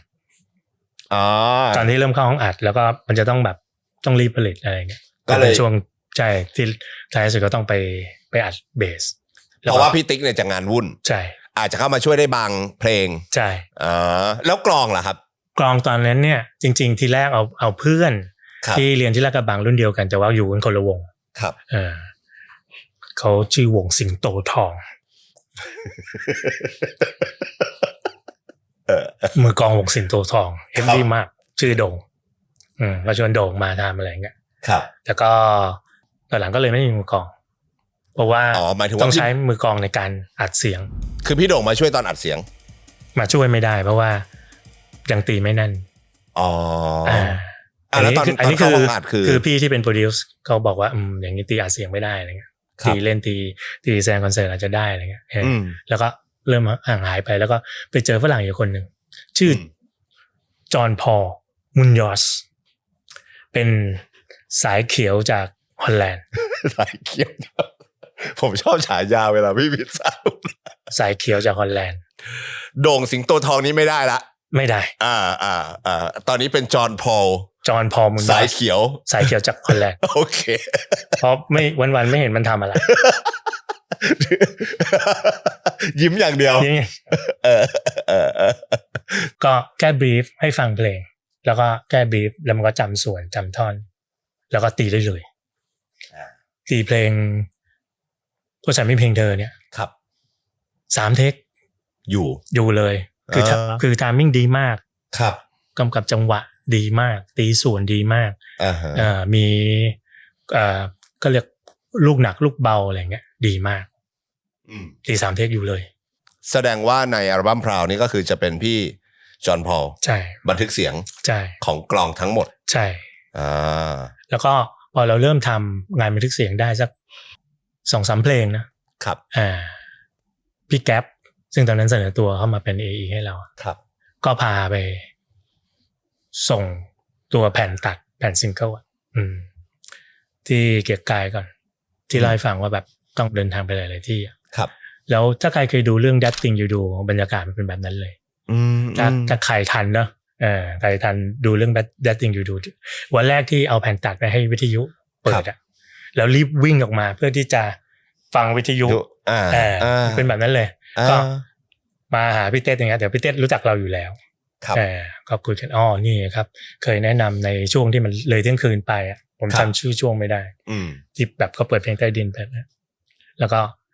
วันนี้เขาก็มีผลงานเป็นเพลงที่บันทึกเสียงแล้วอะไรเงี้ยมาให้เราได้ลองฟังกันสมัยก่อนอย่างที่บอกวิทยุยังเถื่อนอยู่ไม่ต้องนัดเดินไปแล้วก็ชะโงกไปที่กระจกแล้วหันมาเจอกันแล้วก็แผ่นครับพี่แผ่นหลังๆนี่ไม่ได้นะไม่มีทางครับต้องนัดก่อนเลยนัดก่อนต้องเป็นเรื่องเวลาอะไรเงี้ยแต่เมื่อก่อนดีเจก็ง่ายๆถ้าเป็นกันเองอย่างเงี้ยแล้วก็พร้อมช่วยจริงๆยุคที่เราออกอัลบั้มเนี่ยพี่แก๊ปคนหนึ่งครับพี่เต็ดแล้วก็พี่ผู้บริหารค่ายเนาะนี่คือคนที่แบบมีพระคุณกับวงพาวมากๆพี่เต็ดเนี่ยเอาว่านอกจากซิลลี่ฟูลก็มีวงพาวเนี่ยแหละครับที่แกสนับสนุนเราอย่างมากแกไปบรีฟคือจำได้ว่าแกเคยเล่าให้ฟังว่าแบบแต่ว่าส่งอะไรพวกนี้บางที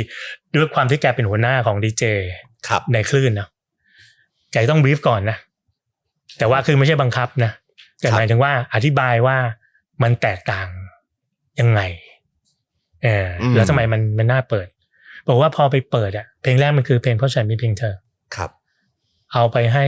เสร็จเรียบร้อยคุยกันสัมภาษณ์เสร็จเรียบร้อยเดินออกมาพี่แกบอกว่ามึงรีบมาแล้วก็วิ่งกลับไปที่รถเพื่อที่ไปฟังพี่แกบอกว่ามึงจำโมเมนต์นี้ไว้นะหลังจากนี้ชีวิตมึงจะไม่เหมือนเดิมบอกงั้นมึงจำโมเมนต์นี้ไว้เลยได้ฟังเพลงตัวเองที่มันออก วิทยุซึ่งเป็นคลื่นและช่วงเวลาที่ฮิตที่สุดของวัยรุ่นยุคนั้นจริงๆครับคือแล้วใจทุกคนไม่เหมือนเดิมแล้วมันแสดงว่าพอเปิดไปกระแสตอบรับมาเลยไหมฮะ2 สัปดาห์เนี่ยขึ้นถึงอันดับ5ใช้เวลา2 สัปดาห์ใช้แรงมากเคยขึ้นสูงสุดถึงอันดับ4ครับแล้วก็แต่ด้วยความเซอร์ของเพลงอื่นๆอีกหลายๆเพลงนะก็ส่งไปแป๊กปังโดนบ้างอะไรเงี้ยก็จะมีเพลงที่ตอนนั้นในเทียร์ต้นๆก็จะมีเพลงละครแล้วก็เพลงเปิดใจครับที่มันจะฟังดูเป็นมิดเดิลล็อกหน่อยแต่ว่าเนื้อหาเป็นแบบให้กำลังใจอย่ามองกับหลังก็ไม่โดนเหรียญสลึงก็ไม่โดนครับเสร็จแล้วมาเทียร์ที่2นี่แหละเริ่มมีเพลงวันไร้สมองแต่ตอนนั้นเพลงวันไร้สมองก็ไม่ได้ขึ้นชาร์ตที่ได้ขึ้นชาร์ตมันมีแค่2เพลงคือเพราะฉันเป็นเพียงเธอครับขึ้นถึงอันดับ4สูงสุดแล้วก็เธอคือความฝันขึ้นถึงอันดับ2สูงสุดแต่ว่าเคยขึ้นอันดับ1อีกคลื่นนึง Green Wave ครับแล้วก็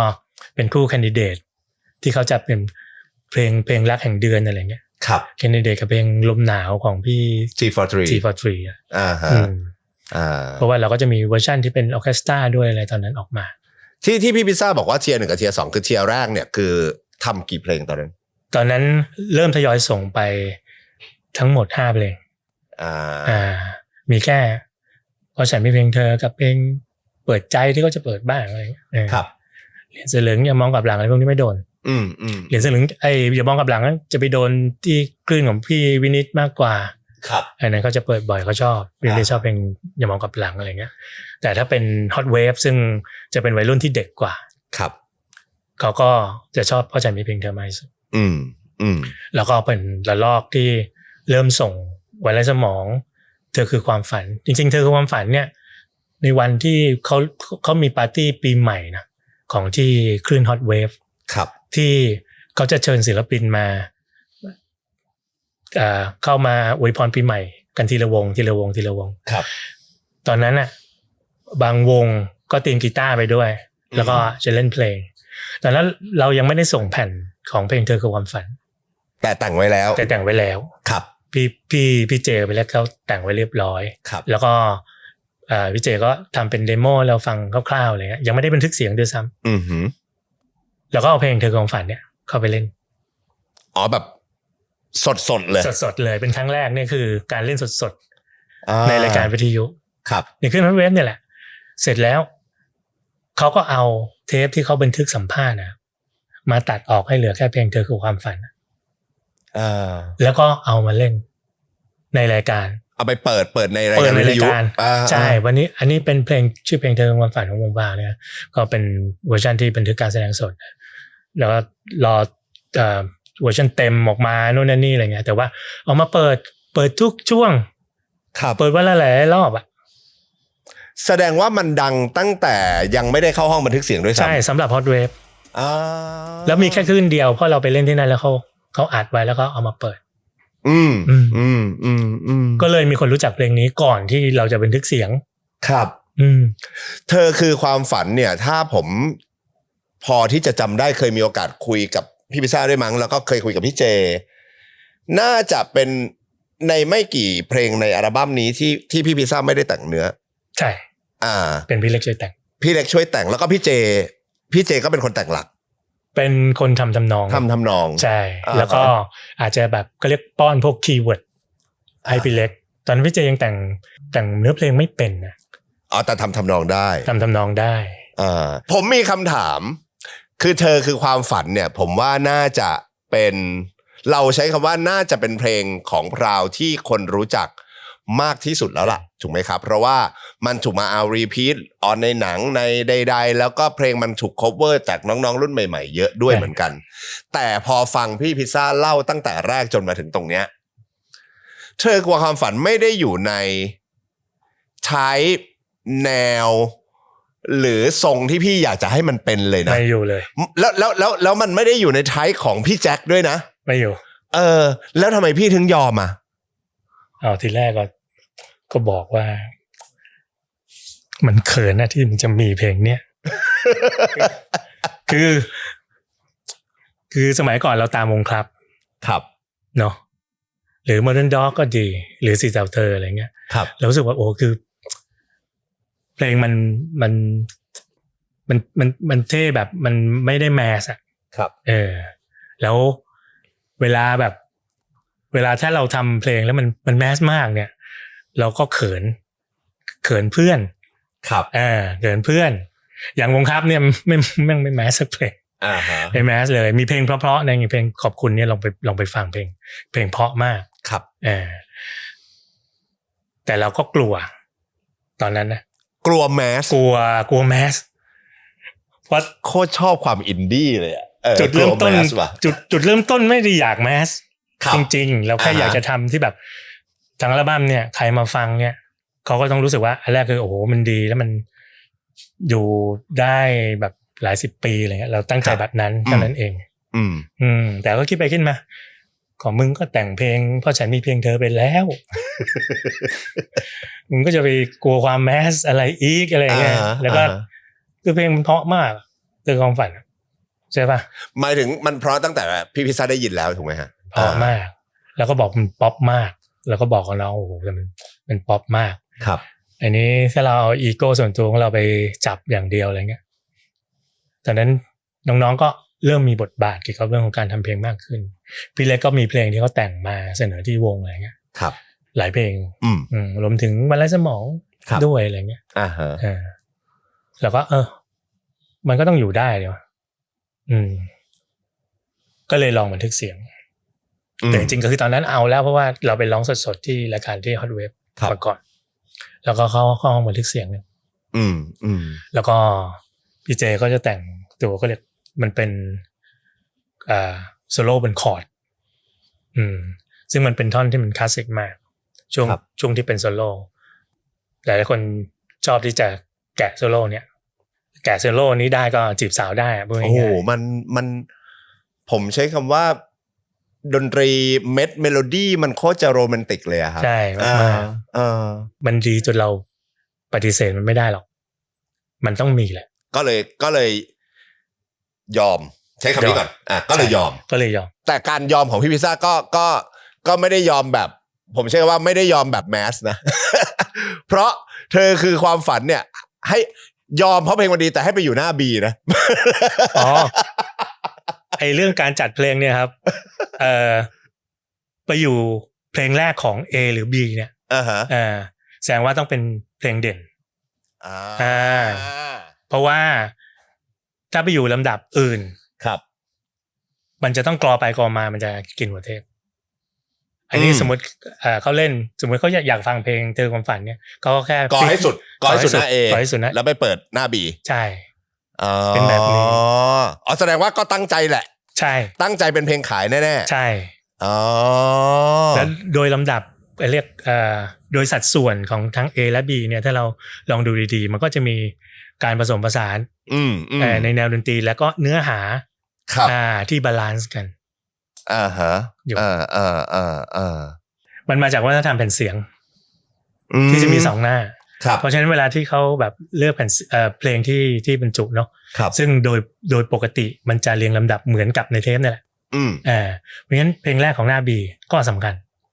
คือคุณพลิกมาปุ๊บคุณวางเข็มที่จากริมสุดไม่ต้องดูไอ้ช่วงแกปได้เลยมันได้เลยใช่แล้วก็จะมีวิธีอยู่อย่างเช่นเราเอาเพลงวันและสมองเนี่ยไว้เป็นเพลงสุดท้ายนะเพื่อที่จะดึงให้คนฟังจนถึงท้ายม้วนแล้วก็เริ่มต้นด้วยที่หน้า B ส่วนเพลงที่เหลือเนี่ยอันนี้แล้วแต่ละ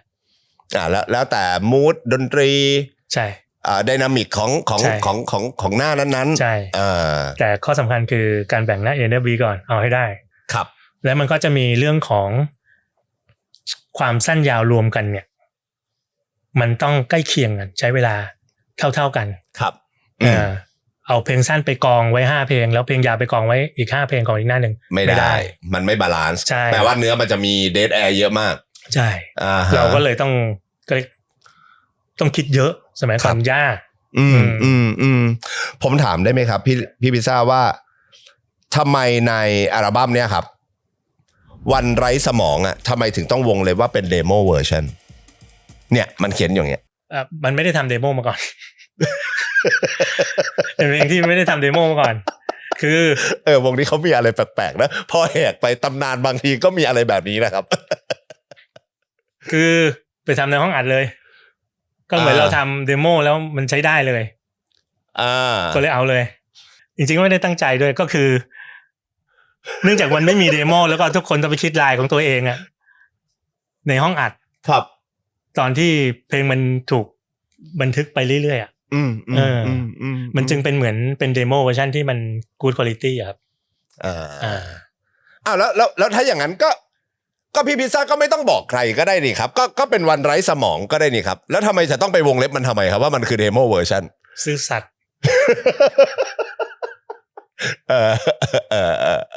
เพราะอันนี้เป็นเพลงหลังๆแล้วตอนนั้นเริ่มเข้าห้องอัดไปแล้วทำไปหลายเพลงแล้วครับซึ่งถ้าเราทำเดโมก่อนนะพี่บอกเลยมันจะไม่ใช่แบบนี้เพราะมันจะถูกคิดเยอะมันจะถูกตัดกรองโน่นนี่นั่นไอ้นี่ไม่เอาใช่หรือแบบจะมีคนอื่นมามีอิทธิพลกับลายนี้หรืออะไรเงี้ยไอ้นี่มันเป็นเพลงหลังๆแล้วทุกคนเชื่อใจใครคิดอะไรมาก็น่าจะดีหมดแล้วมันก็ดีจริงๆด้วยใช่คือเปิดคอร์ดตอนอินโทรมามันก็เท่มากอยู่แล้วผมจะบอกว่าในอัลบั้มเนี่ยถ้าไม่นับเพลงฮิตนะวันไร้ถ้าไม่นับเพราะฉันมีเพียงเธอกับเธอคือความฝันเนี่ยในอีก8เพลงที่เหลือวันไร้สมองเป็นเพลงที่ผมเปิดฟังจนถึงทุกวันนี้บ่อยที่สุดใช่ตอนอาบน้ำนี่ผมแบบเปิดโคตรบ่อยเลยดีมากเชื่อไหมตอนที่เราส่งแผ่นตัดไปที่รายการวิทยุเพลงนี้ไม่ค่อยดังแต่มันดังมากขึ้นเรื่อยๆตามระยะเวลาของมันค่อยปัจจุบันนี้ก็คือเป็นเทียร์หนึ่งที่ต้องเล่นก็คือคนรอเราจะฟังเพลงวันไร้สมองพอๆกับรอเพราะฉันมีเพียงเธอกับเธอคือความฝันเพลงวันไร้สมองพี่เล็กเป็นคนแต่งเนื้อเหรอครับแต่งทั้งเนื้อทำนองแล้วก็คอร์ดแต่ว่าเพลงนี้มันผมเชื่อว่าอะไรกลิ่นอยู่ในกลุ่มกลิ่นมันอยู่ในกลุ่มมันกล่าวมันมีความเท่ของคอร์ดซึ่งก็ไม่ได้มีการไปบรีฟอะไรพี่เล็กไม่ก็ด้วยความที่อยู่ด้วยกันฟังเพลงก็น่าจะรู้กลิ่นกันอยู่แล้วจะบอกให้ถ้าวันนั้นพี่เล็กไม่ได้โทรมาหานั่งแท็กซี่มาหาแล้วพี่เล็กทำเพลงของเขาเองเนี่ยก็ไม่ใช่แบบนี้ความที่มันเป็นวงพาวเนี่ยมันจะเกิดเทสร่วมกันอยู่ที่ทำให้ทุกคนรู้ว่าคุณภาพของวงพาวอยู่ตรงไหนทำไมถึงได้ตัดสินใจทำกับทาง Eternal Sky ก็ไม่ได้มีที่ไหนสนใจไม่สนใจเลยนะมาที่ Eternal Sky เนี่ยเข้าไปครั้งแรกพวกพี่ๆไม่อยู่แต่หุ้นส่วนที่เป็นฝรั่งชื่อ Kenny Jackal นี่ก็เป็นซาวด์เอนจิเนียร์ให้ปฐมพรครับเขาก็เป็นหุ้นส่วนที่บริษัทไปถึงก็จะเอาเทปมาให้ฟังอะไรเงี้ยแกก็ขอฟังแกก็ไม่ว่าอะไรแกก็ชวนดูห้องอัดประมาณว่าโอเคจะมาที่นี่นะเรามีเครื่องไม้เครื่องมือนี่นะมิกเซอร์บอร์ดโอ้ยนี่คือเหตุผลว่าทำไมอย่างน้อยที่สุดเราต้องมีค่ายเพราะเราไม่มีตังค์เช่าแค่เงินที่เราสะสมไว้ต้องใช้ชีวิต1 ปีเนี่ยมันก็ล่อยหลอไปพอสมควรแล้วครับแล้วก็โอเคคุยไปกันนี่เสร็จแล้วก็ฝากเทปเอาไว้แล้วก็พออีกวันนึงพี่โจเจ้าของกับพี่เตาะที่เป็นโปรดิวเซอร์วงข่าวเนี่ยเขาก็มาถึงแค่นี้ก็เอาเทปให้2 คนนี้ฟังครับพี่เตาะฟังโทรกลับเลยบอกวงพาวใช่ไหมครับเนี่ยสนใจนะอยากจะทำอัลบั้มจะทำงานกันได้นะอะไรอย่างเงี้ยแต่ว่าไม่รู้เล่นดนตรีกันเป็นยังไงอย่างเงี้ยแกก็นัดให้เราหาห้องซ้อมไม่ไกลนักอะไรเงี้ยสมัยก่อนก็อยู่แถวพัฒนาการจะมีอยู่ห้องนึงคือ Eternal Sky นี่อยู่ตรงเอกมัยมาตรงพัฒนาการก็ไม่ไกลก็เป็นห้องที่พี่แกรู้จักอยู่แล้วก็นัดไปเสร็จแล้วก็เล่นเพลงที่เราทำเดโมไว้อะไรเงี้ยให้ฟังวันนั้นพี่ต้องไปนั่งเล่นคีย์บอร์ด เศร้านะไปนั่งเล่นคีย์บอร์ดเล่นก็ไม่ค่อยเป็นเล่นออกมาปุ๊บแกขอคุยคนเดียว เขาคุยกับหัวหน้าวงบอกเขาคุยกับหัวหน้าวงคนเดียวเราก็เดินออกไปคำแรกสตันมากมึงเล่นคีย์บอร์ดไม่เป็นใช่ปะ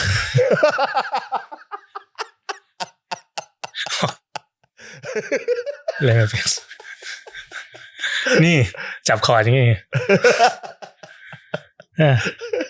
บอกเฮ้ยแต่ว่า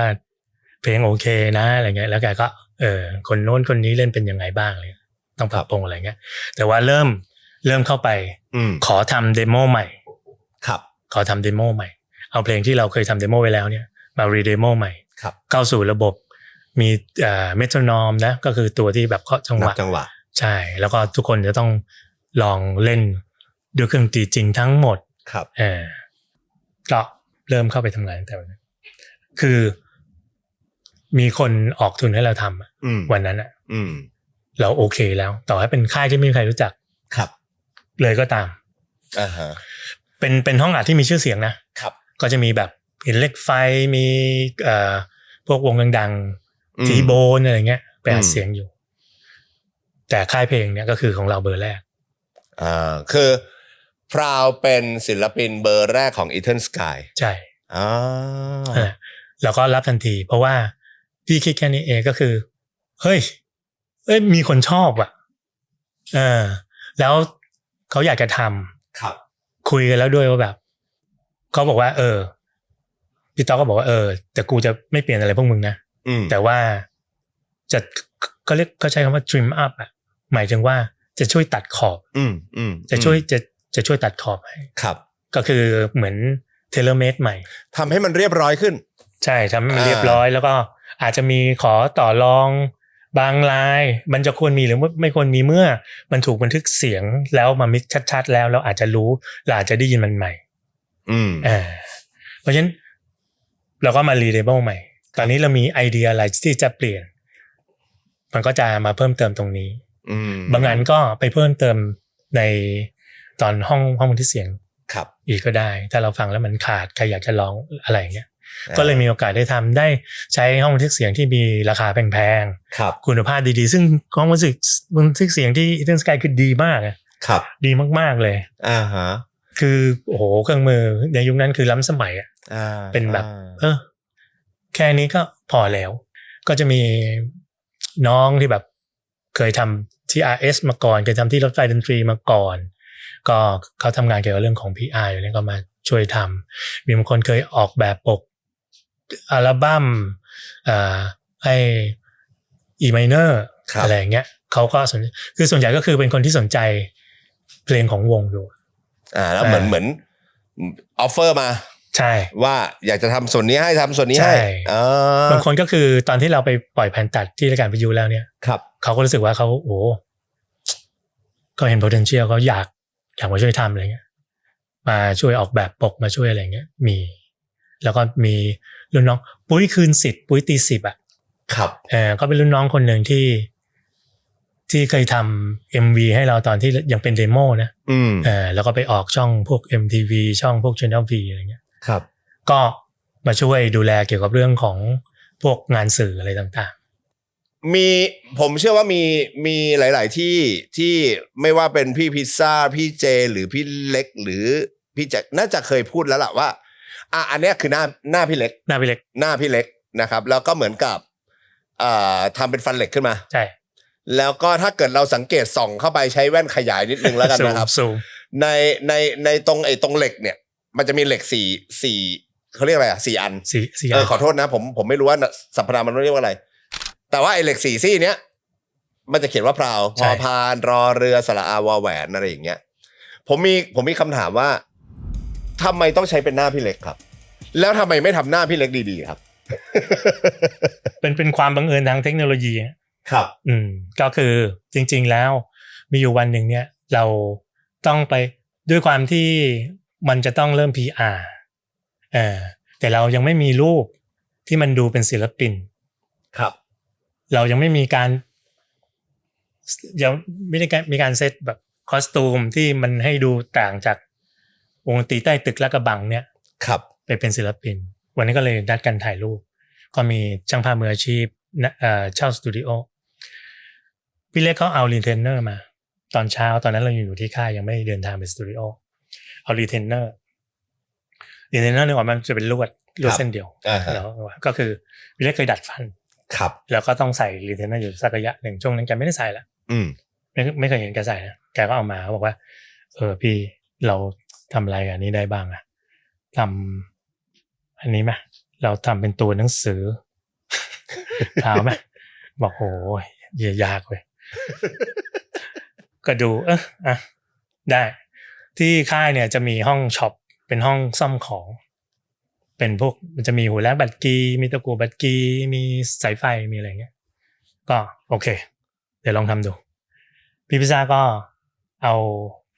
ที่เห็นเป็นสีดำๆเป็นแบ็คกราวด์เนี่ยก็คือเทปพันสายไฟสีดำเอามาตัดเป็นสี่เหลี่ยมอันเล็กๆครับเอามาตัดเป็นสี่เหลี่ยมอันเล็กๆแล้วก็มาแปะสองข้างเอาไว้ให้มันเป็นพื้นไว้ก่อนแล้วก็นั่งดัดลวดตะกั่วบัตรกีดัดเองนะครับทีละคำตัวหนังสือนี่คือเป็นลวดตะกั่วบัตรกีใช่แล้วก็เอากาวตาช้างแปะไปบนแบ็คกราวด์สีดำที่เป็นสี่เหลี่ยม4 อันแล้วก็อยู่บนฟันพี่เล็กใช่ทีนี้ให้พี่เล็กใส่บอกให้เล็กลองก่อนตอนนั้นยังไม่ได้ไปสตูเล็กลองก่อนแต่เนื่องจากว่ามันมีกาวตาช้างนั่นน่ะสิครับบอกแต่หุบปากไม่ได้ต้องแหกเหงือกไว้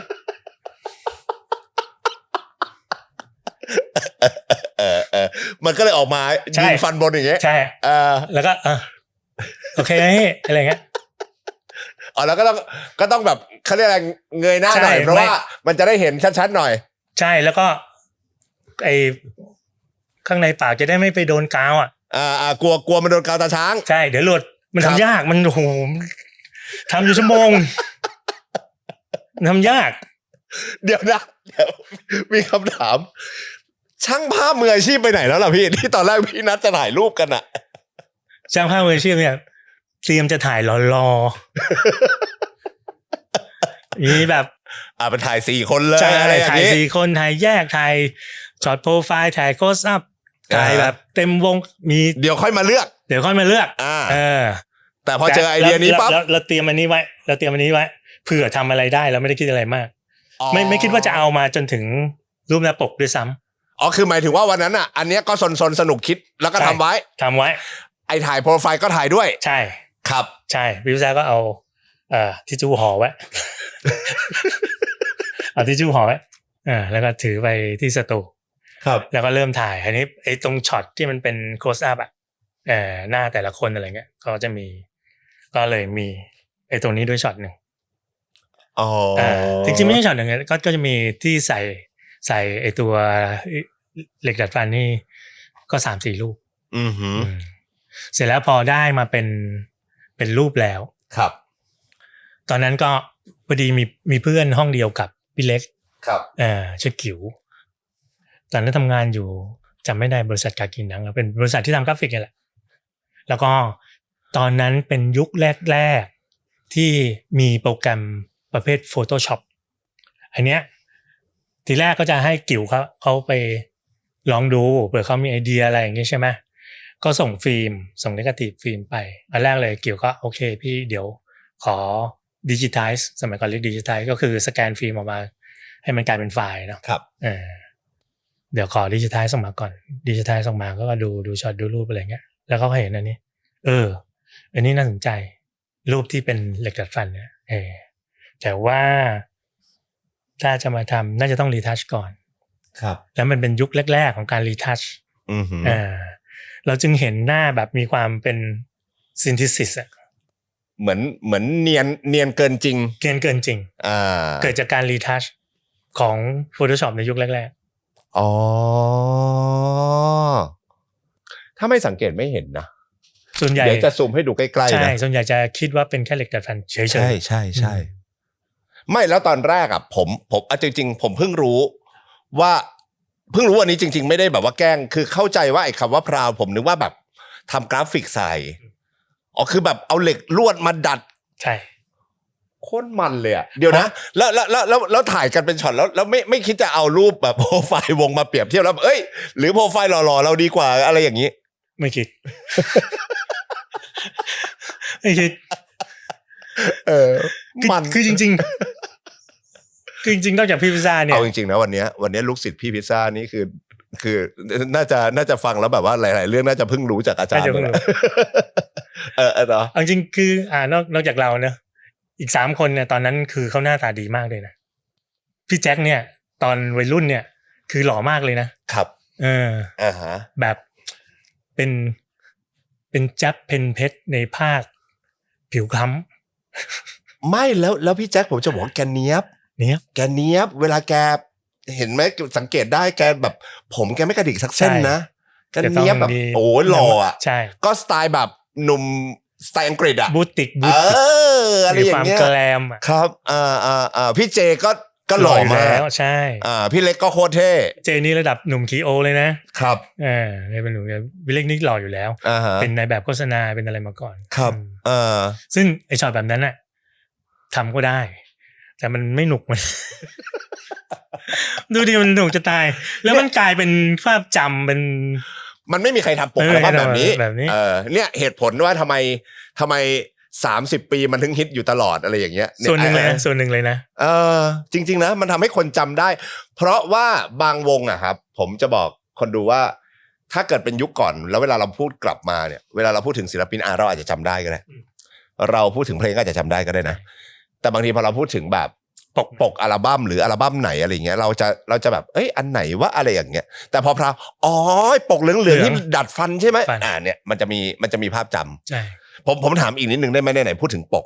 อันนี้คือสิ่งที่ไม่เคยถามและไม่เคยสังเกตและไม่เคยรู้สีม่วงๆที่อยู่รอบๆคืออะไรครับไม่รู้ หลังจากไปรีทัชแล้วเอาเยี่ยมหมดนะวงไม่รู้แล้วใครรู้ไม่มีใครรู้ไอคนทำมันรู้เปล่าไม่รู้นะไม่รู้มันทำอะไรคือเอาแล้วพี่ไม่ถามกันเหรอครับไม่ถาม มันดูคล้ายๆ question mark ดีมันคืออะไรอ่ะไม่รู้ใครเป็นคนทำนะใครเป็นคนแบบจบปกน้องคนที่มาจบปกเลยเนี่ยหลังจากที่เราเอาไอตัวที่รีทัชจากกิ๋วมาแล้วเนี่ยครับน้องชื่อนาเดียก็เป็นลูกน้องของพี่ที่เขาเคยทำปกให้สมายบัฟเฟโลทำให้อีเมเนอร์แหละพี่ขวัญนี่แหละก็เป็นเสร็จแล้วก็เจ้านายเรานะก็มันมีแผนกนี้อยู่แล้วถึงแม้ว่าเราเอาแมททีเรียลที่มันเป็นแบบนี้มาให้ตอนนั้นยังไม่ได้คิดเรื่องแบ็คกราวด์เหลืองครับก็ไปให้นาเดียทำนาเดียก็ใช้กราฟิกทำก็ออกมาแบบลองทำใช่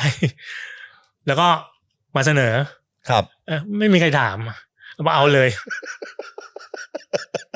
มันแปลกดีซึ่งทุกวันนี้พี่พิซซ่าก็ไม่รู้ว่ามันคืออะไรเผลอๆนาเดียก็ไม่รู้ แล้วไม่รู้ว่าตอนนี้นาเดียอยู่ไหนแล้วไอ้ข้างในนี้คือลายอะไรก็ไม่รู้อีกไม่รู้เหมือนลายไม้โมกลายไม้มะค่าเป็นมงคลอย่างเงี้ยเหรอมั้งแล้วมันเป็นเหลืองม่วงอ่ะเป็นคู่จริงแล้วเป็นคู่ใช้ยากนะจริงในคู่สีใช่ไหมครับถ้าเกิดใครแบบรู้เนี่ยคอมเมนต์มาบอกทีนะหรือถ้าเกิดใครตามหานาเดียพี่นาเดียนะพี่นาเดีย EMI E minor ในยุคนั้นไม่รู้อยู่ E minor หรือเปล่าแต่ว่าลูกพี่เขาอะครับขวัญซึ่งขวัญก็ไม่รู้หรอก ขวัญก็ไม่รู้ประเด็นคือไม่เห็นมีใครสงสัยด้วยนะเอาผิดที่ผมเลยยังจำได้ว่าพี่เล็กอ่ะครับก็ไม่ได้สงสัยนะแต่พี่เล็กบอกว่าเอ้ยอันนี้ตลกดีพี่เนี่ยเหมือนquestion markเลยแค่นั้นแต่ไม่ได้ถามว่ามันคืออะไรไม่ได้มีใครสงสัยเฮ้ยผมอยากรู้อ่ะใครก็ได้ตามหาพี่นาเดียให้หน่อยใครตามตัวพี่นาเดียถ้าเกิดพี่มีโอกาสได้ดูพี่อินบ็อกซ์มาหาผมหน่อยนะอยู่เมืองไทยแล้วมันไม่รู้โคตรมันเลยว่ะอ่ะแต่สุดท้ายไม่แล้วประเด็นเนี่ยพี่ว่าพี่นาเดียก็ไม่รู้ โอ้ยตายแล้วปกศิลปิน1 อัลบั้มเหมือนไม้ ปุ่มมะค่าผมไม่รู้ว่าเคยเห็นโต๊ะต่างจังหวัดที่แบบที่เขาตัดมาทั้งท่อนไหมตัดเส้นวงอย่างเงี้ยหรอแล้วมันจะมีข้างๆเป็นปุ่มเป็นปุ่มไม้แล้วไอ้บนท็อปเนี่ยเราก็จะเห็นเป็นวงอย่างเงี้ยไม่ได้พี่พิซซ่าจะเดาอย่างนี้ไม่ได้พี่เป็นหัวหน้าวงพี่เป็นเจ้าของอัลบั้มพี่ตอนนั้นมันน่าจะถามใช่ไหมแต่มันเริ่มต้นจากเราไม่คิดว่ามันจะดังคือเดี๋ยวคนจะหมั่นไส้วงพาว่าไม่ใช่วงดังนะปัจจุบันอ่ะเราไม่คิดว่ามันจะมีคนรู้จักขนาดนั้นแล้วก็ปกเทปกลายเป็นสัญลักษณ์สำคัญขนาดนั้นครับแค่มันตลกดี พอพราวออกมาเต็มอัลบั้มเริ่มมีแฟนที่ชัดเจนใช่ส่วนใหญ่จะเป็นกลุ่มนักศึกษาฮะช่วงนั้นนอกจากเพลงที่มันขึ้นชาร์ตซึ่งอันนั้นมันเป็นสิ่งหนึ่งในการวัดความฮิตอยู่แล้วนะครับยอดขายสำหรับผมใช้คำว่าอัลบั้มของศิลปินอินดี้ค่ายเล็กเนี่ยมันคงไม่ต้องไปพูดถึงหลักล้านตลับอะไรมันคงไม่ใช่แต่ทีเนี้ยกระแสที่ได้รับการตอบรับพี่พิซซ่าในตอนนั้นเนี่ยมันเป็นยังไงครับมันฮิตขนาดไหนสำหรับวงพราวก็อันนี้ต้องยอมรับนะว่ากระสุนเราทำต่อเนื่องไม่ได้เพราะว่าเราไม่ใช่วงที่มีเพลงที่มันจะสามารถแมสได้แบบต่อเนื่องมันควรจะทำได้สัก 4-5 เพลงตอนนั้นเรามีแค่2เพลงจริงๆนะเพราะฉะนั้นก็มันต่อยอดไปไม่ได้ไกลแต่ว่าคนที่ชอบและคือถ้าเข้าทางเขาจะชอบมันมากเพราะเขาจะชอบเพลงอื่นๆในอัลบั้มมากกว่า2เพลงที่พอปที่สุดของเราด้วยซ้ำใช่เขาจะเป็นแบบนั้นซึ่งมันเป็นเป้าหมายครับมันเป็นเป้าหมายของพี่ตั้งแต่ตอนแรกว่าอยากให้มันเป็นแบบนี้แหละอันนี้น้องๆก็ไม่รู้เขาคิดยังไงนะแต่อันนี้บอกตั้งแต่ต้นแล้วบอกว่ายกเลฟให้เขาฟังว่าแบบเฮ้ยพี่อยากทำที่มันได้แบบอัลบั้มเจ้าโตนะของอิซึนครับที่มันไม่ได้แมสมากไม่ได้ดังมากครับแต่ว่าเอามาเปิดฟังทั้งอัลบั้มเนี่ยได้ทั้งวันผ่านมากี่ปีแล้วก็ไม่รู้เรายังฟังมันอยู่เลย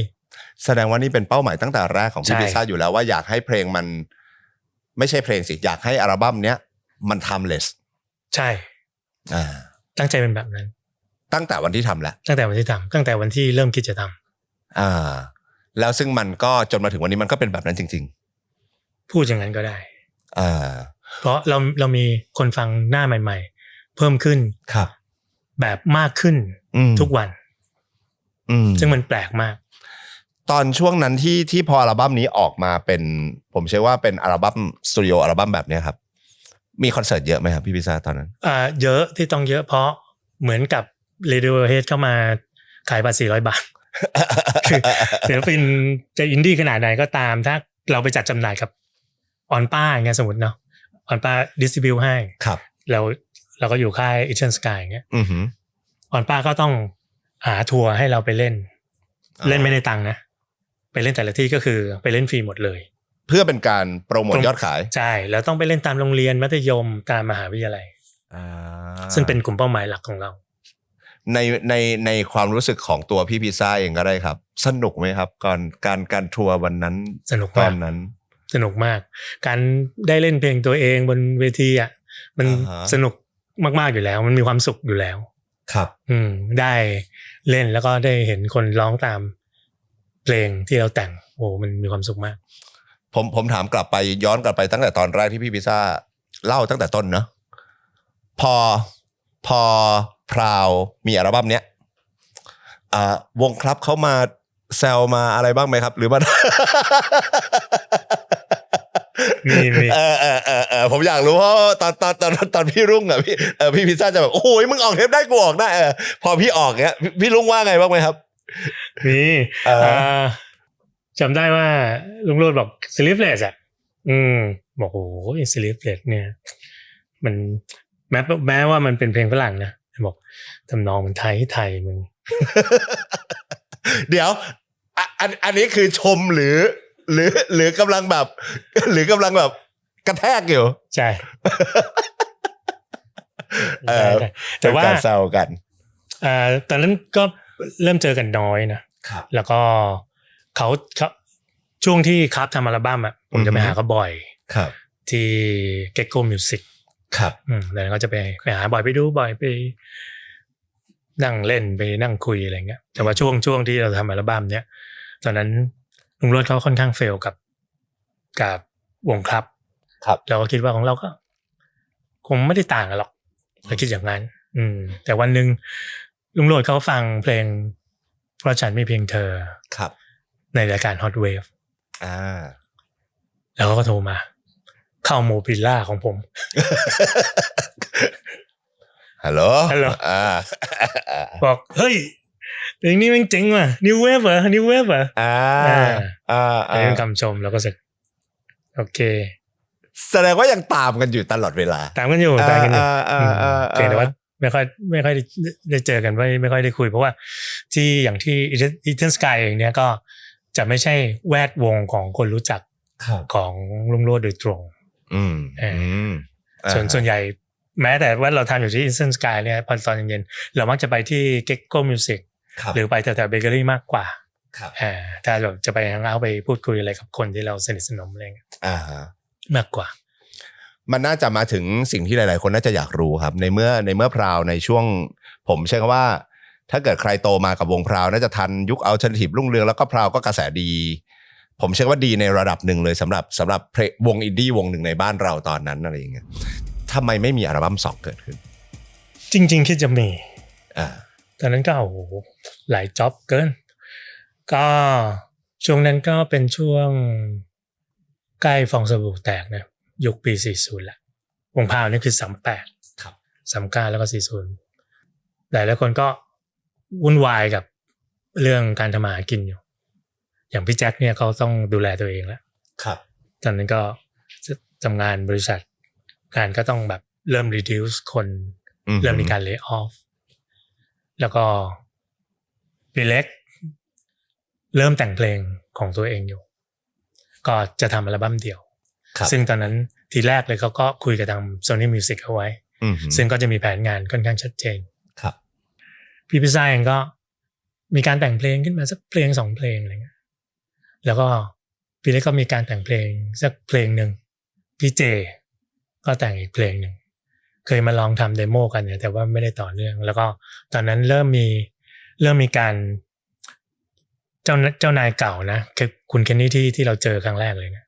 เขาก็ชวนมาทำบริษัทที่ขายอุปกรณ์บันทึกเสียงและซอฟต์แวร์ที่ใช้ในคอมพิวเตอร์แบบที่เราใช้ปัจจุบันเนี่ยครับยุคก่อนนั้นไม่มีสมัยวงพาวยังเป็นเทปอันนี้เราจะบันทึกเสียงแล้วก็พร้อมกับทำเพลงทำโปรแกรมทุกอย่างอยู่ในสิ่งที่เราเรียกว่า DAW Digital Audio Workstation เนี่ยดาวแล้วก็มีไมโครโฟนมีสิ่งที่เราเรียกว่า Audio Interface ครับคือสามารถบันทึกเสียงแล้วก็ต่อเข้าไปในการ์ดของคอมพิวเตอร์แล้วมันก็จะอัดเสียงเข้าไปที่มันมีคุณภาพใช้ได้ตอนนั้นเรามองเรื่องนี้ว่าเป็นเรื่องใหม่แล้วก็ลองทำกับเคนนี่ดูแล้วมันประสบความสำเร็จเพราะเราเป็นเจ้าแรกเรามีลูกค้าเพราะเราก็มีคอนเนคชันเรารู้จักนักดนตรีด้วยเคนนี่ก็อยู่ในแวดวงของการบันทึกเสียงในประเทศไทยมานานอะไรเงี้ยเราเลยใส่ใจเกี่ยวกับเรื่องพวกนั้นแล้วก็เริ่มทำสตูดิโอเองที่บ้านครับช่วงที่ทำไปก็พี่ลุงโรจน์ Small Room ก็ชวนเพราะว่าเรามีโน้ตฮาวเรื่องเทคโนโลยีนี้เราทำเป็นเคยช่วยลุงโรจน์เขาไปบันทึกเสียงตอนที่เขาช่วยโปรดิวซ์วงอย่างเอมิลี่นู่นนั่นนี่อะไรเงี้ยเขาก็ชวนไปบอกว่าเอ้ยเราทำบริษัทเพลงโฆษณาไหมพี่ก็โอเคแต่ว่าตอนนั้นก็ยังขายอุปกรณ์อยู่ด้วยครับบอกได้ทำเนี่ยเพราะว่าบริษัทที่ขายอุปกรณ์เนี่ยกับบริษัทที่พี่ลุงเขาเช่าอยู่ตรงแร็กเก็ตคลับสุขุมวิทเนี่ยมันอยู่ใกล้กันมากซอยสุขุมวิท49ครับอยู่ใกล้กันเดินไปมาหาสู่กันได้ทุกวันในช่วงนั้นซึ่งทีแรกอ่ะมันเป็นบริษัททำอินทีเรียครับแล้วมันมีห้องเก็บวัสดุเป็นซองยาวๆแคบๆกว้างประมาณสักเมตรกว่าๆกับ2เมตรครับเป็นห้องเก็บวัสดุพี่ก็เอาเครื่องไม้เครื่องมือจากที่บ้านสตูดิโอที่บ้านไปแล้วก็ไปตั้งแล้วก็โอเคเดี๋ยวเราจะรับงานกันเริ่มทำห้องตรงนั้นเนี่ย เป็นห้องทำเพลงโฆษณาครับมันจึงชื่อว่า small room มันมาจากความกว้างใช่เมตรไม่ถึง2 เมตรเลยชื่อว่า small room ดีไม่บอกว่า material room ซึ่งไม่แต่แสดงว่าอันนี้แสดงว่าประวัติศาสตร์เรื่องนี้จริงเพราะพี่ลุงก็เล่าแบบนี้ที่มาของคำว่าที่มาของชื่อค่าย small room มันมาจากห้องนี้ใช่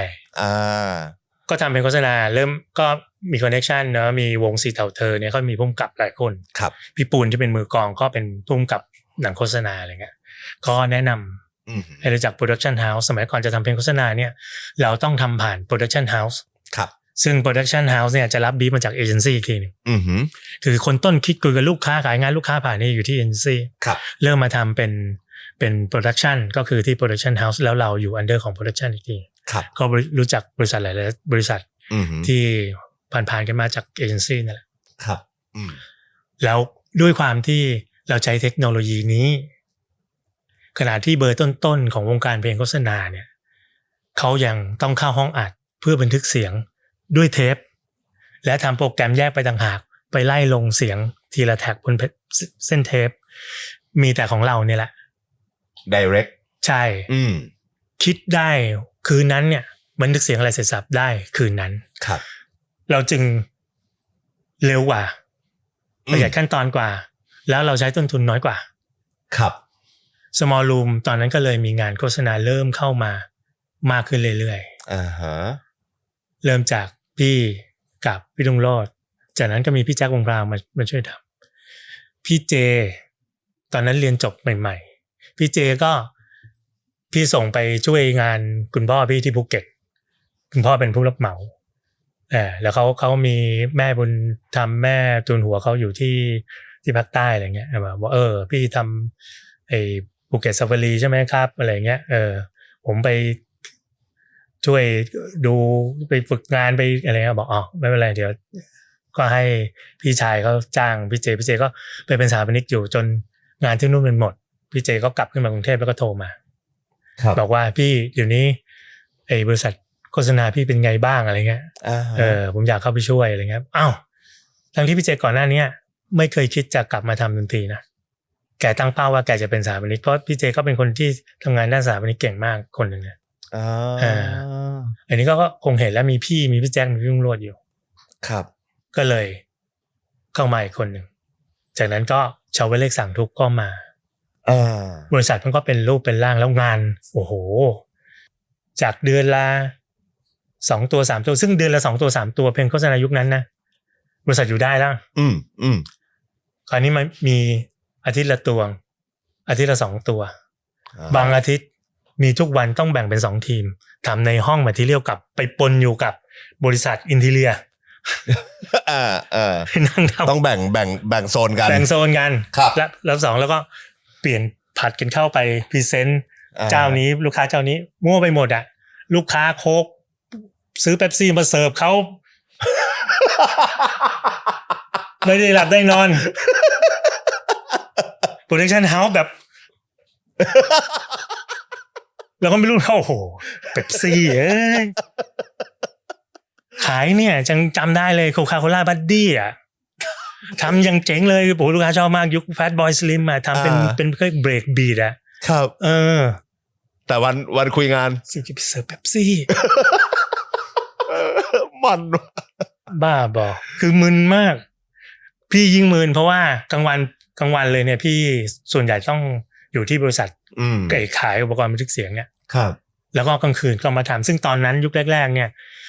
ไม่ว่าจะเป็นพี่เจพี่แจ็คพี่ลุงโรจน์ใช้โปรแกรมไม่เป็นเพราะว่าหลักๆคือพี่เป็นคนเอาโนว์ฮาวมาใช่พี่ต้องเป็นคนใช้อยู่ทำอยู่หลายเดือนครับที่ต้องทำพวกนั้นเขาก็จะทำได้บ้างไม่ได้บ้างได้นิดได้หน่อยอะไรทำผิดทำถูกอะไรเงี้ยแต่หลักๆเราก็ต้องไปช่วยแล้วก็มิกซ์ให้เขาโน่นนั่นนี่อะไรเงี้ยก็เลยเป็นคนที่นอนน้อยมากนั่นแหละมันก็เลยไม่ได้ทำอัลบั้มของวงบ่าวสักทีมันวุ่นกับอย่างอื่นที่มันเข้ามาใช่ประเด็นประดังแล้วประเด็นคือมันดันสนุกซะด้วยสนุกโคตรมันก็คือท้าทายแล้วก็กลุ่มเดิมอีกใช่ก็ Don't Look Back แล้วมาทางนี้ละหลังจากนั้นพี่ก็อยู่กับดนตรีมาโดยตลอดแม้ว่าแบบจะมีงานเล่นวงพาวหรือไม่มีอะไรเงี้ยครับหลังจาก Small Room แล้วก็ออกมาทำเพลงโฆษณาเองทำดนตรีประกอบภาพยนตร์อะไรเองแต่ถามว่าตอนนั้นวงพาวมีพวกแบบไปรวมตัวกันเล่นบ้างไหมอะไรเงี้ยก็มีแต่ว่าพี่เจมไม่ได้ไปเล่นในช่วงแรกๆนะเช่นถ้าต้องไปช่วยพี่ป๊อกของค่ายแพนด้าอะไรเงี้ยเขาอยากให้เราไปเล่นอะไรเงี้ยเราก็ไปเล่นบางทีไปเล่นฟรีเล่นเอาสนุกคิดถึงความหลังอะไรได้ซ้อมดนตรีบ้างอะไรเงี้ยแต่ไม่คิดว่าจะกลับมาคิดว่ามันน่าจะเสื่อมความนิยมไปหมดเลยไปเรื่อยๆแล้วมันจะหายอะไรเงี้ยคิดว่าเป็นแบบนั้นพราวเริ่มกลับมามีกระแสอีกทีตอนไหนพี่พิซ่าหนังเรื่อง Happy Birthday ที่พี่ออฟพงษ์พัฒน์กำกับใช่ผมร้องไห้ร้องแล้วร้องอีกว่ะแล้วก็เพราะว่าหนังเรื่องนี้เอาเธอคือความฝันไปเป็นเพลงประกอบหนังใช่แล้วก็เริ่มสังคมพันทิปเริ่มพูดถึงหลังจากที่หนังเรื่องนี้มันไปใช่มีใครรู้จักเพลงนี้บ้างโอเคเพราะฉะนั้นคนที่ผ่านยุคสมัยของพราวมาแล้วก็ยังไม่รู้จักเนี่ยครับก็เริ่มรู้จักแล้วก็เริ่มเป็นเด็กหน้าใหม่แต่เอาจริงๆนะอันนี้ในฐานะแฟนเพลงนะเธอคือความฝันอะมันคือ the best อยู่แล้วแต่อีเธอคือความฝันใน Happy Birthday อะผมใช้คำว่าพังชีวิตเลยนะหมายถึงว่ามันโดนแบบโอ้โหมันอินกับเนื้อเรื่องด้วยมั้งแล้วมันบวกกับเพลงนี้เข้าไปอะนั่นแหละนั่นคือผลงานของพี่โจเจ้าของค่ายนะที่จบเบิร์กลีย์ที่แกอยากจะทำเพราะว่ามันเป็นการ arrange ใหม่ใช่โอเคแล้วมันมีเสน่ห์ที่มันแปลกไปมันดูมีความดาร์กมากขึ้นครับกับมันดิ่งนะมันดิ่งโคตรดีแสดงว่าพอหนัง Happy Birthday กระแสวงพราวเริ่มกลับมากระแสของการไปฟังเพลงวงพราวเริ่มกลับมาแล้วก็เริ่มมีคนอยากได้เทปบางคนสมัยก่อนเราคิดว่าเทปมันจะอยู่นิรันดร์กับเราครับตอนที่พี่ทำวงพราวแล้วจะออกเทปครับยังจำคำที่พี่บอกว่าจะมีคนฟังตลอดไปได้ไหมพี่คิดว่าต่อให้มึงไม่ซื้อวันนี้อีกหน่อยมึงก็ซื้อเพราะเทปสมัยก่อนต่อให้มันขายไม่ดีอย่างไรก็ตามมันก็ยังคงอยู่บนเชลฟ์ได้แต่ยังมีคนซื้อแบบปีละ 4-5 ตลับเหมือนกับเทปของวงชาตรีครับที่ผ่านมาตอนนั้นสำหรับพี่ก็ผ่านมาตั้ง20 ปีแล้วพี่ยังเห็นอยู่บนแผงเทปเลยครับแสดงว่ายังมีคนถามถึงและมันยังไม่หมดจากสต็อกครับเมื่อมันยังไม่หมดจากสต็อกเนี่ยถ้าเขาซื้อจนหมดมันก็ต้องมีคนมาถามแล้วว่าเราจะผลิตมันใหม่ไหมแล้วก็ที่ดิสทริบิวเตอร์คนนี้เขาปั๊มเทปให้เราเนี่ยเขาก็อาจจะผลิตมันใหม่ก็ได้เหมือนกับที่เรายังซื้อเจ้าโตได้ในตอนที่มันผ่านมาแล้วเป็น10 ปีครับยังหาซื้อได้อยู่ไปบางร้านอาจจะมีแต่ว่าถ้าเป็นร้านริบดีแต่คลองถมซื้อได้มีแน่นอนอะไรเงี้ยมันจะมีร้านที่เขาเก็บพวกนี้เอาไว้เราก็คิดว่าของเราจะเป็นแบบนั้นแต่บังเอิญ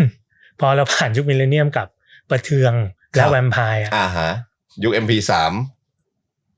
พังมันจบเลยนะมันพังใช่พังทั้งระบบประวัติศาสตร์ตั้งแต่ยุค 70s มาจนถึงยุค2000เนี่ยมันไม่มีแล้วออนป้าเริ่มปิดกิจการจำได้ว่างานแฟตครั้งแรกครับออนป้ามาเปิดบูธข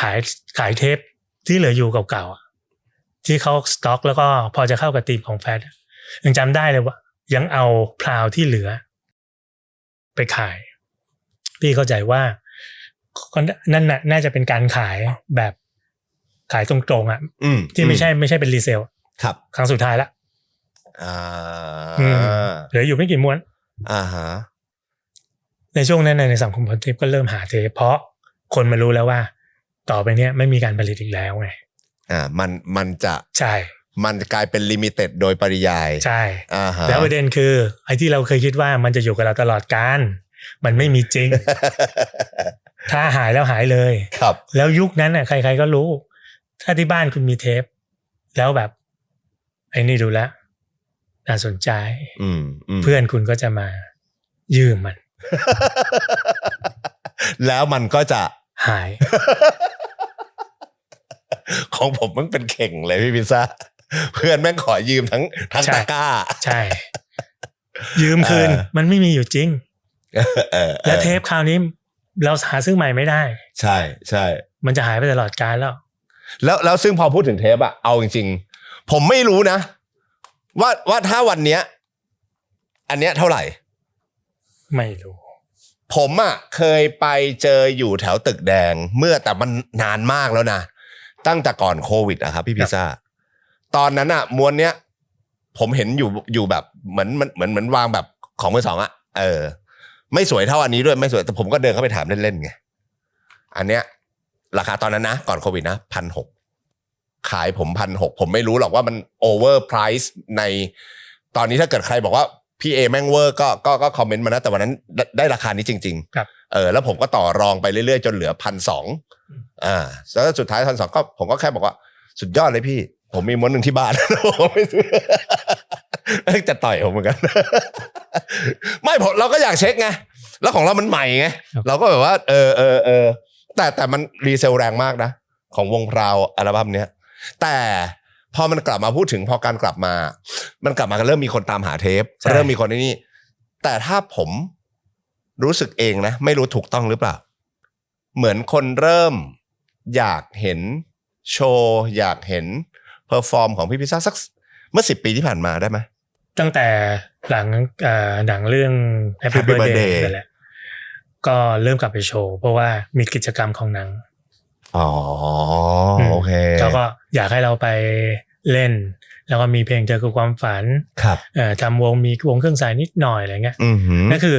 กลับไปแบบเป็นทางการครั้งแรกครับแล้วก็ครบทีมมีนู่นนั่นนี่เสร็จแล้วก็เริ่มมีเทศกาลติดต่อมา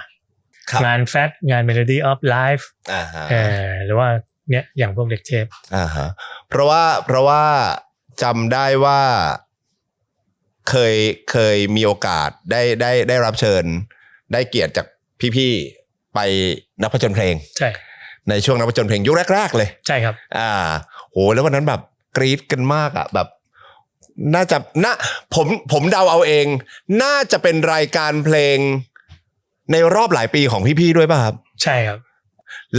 ล้วหลังจากนั้นจนมาถึงวันนี้หมายถึงว่าความเป็นพราวมันผมเชื่อว่าก็ยังมีคนคิดถึงอยู่เรื่อยๆใช่แล้วก็ยังมีคอนเสิร์ตติดต่อมาให้ไปโชว์อยู่เรื่อยๆก็คือ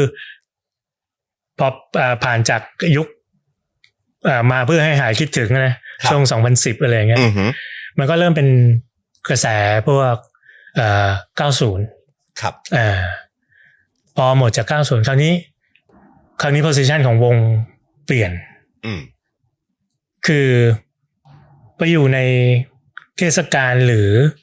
งานดนตรีที่เป็นวงรุ่นน้องแล้วก็คือฐานคนฟังเปลี่ยนครับเขาฟังเพลงใหม่ๆด้วยแล้วฟังเพลงวงพาวด้วยตอนนี้ไปอยู่กับไปเล่นกับ Solitude is Bliss ไปเล่นกับอะไรอย่างเงี้ยก็คือหมายถึงว่าไปผมใช้คำว่ามันไปอยู่ในกรุ๊ปของความเป็นอินดี้แต่ยุคใหม่ละใช่แต่น้องๆเขาก็ยังฟังพราวติดตามฟังกันอยู่ด้วยเพราะฉะนั้นตอนนี้ก็มันก็เลยมีงานเยอะขึ้นเพราะโอกาสมันกว้างกว่าเพราะว่าเราไปอยู่กับวงใหม่ๆได้ด้วยแล้วก็ถ้ามีเด็กเคปอะไรเขาก็อยากจะช่วยเราอยู่แล้ววันนี้พอเวลาเข้าคลาสนักศึกษาน้องๆรู้จักหรือยังฮะอย่าว่าแต่ที่เรียนอยู่เดี๋ยวนี้ทำเวิร์กช็อปทำเวิร์กช็อปเพื่อให้เด็กมัธยมครับมาเรียนกับเราเหมือนสอนแบบเกี่ยวก็เรียกฮุกเหยื่อก็คือมาเรียนเดี๋ยวเราสอนแต่งเพลงแบบง่ายๆแล้วก็อย่าลืมมาสอบเข้านะโอเคการตลาดแบบสร้างความเป็นพี่เป็นน้องนะอะไรเงี้ยเดี๋ยวนี้ก็ที่มาก็ส่วนใหญ่รู้จักมาขอถ่ายรูปมาเนี่ยต่อคิวกันถ่ายรูปเหมือนเราเปิดคอนเสิร์ตแล้วมีคนมารอถ่ายรูป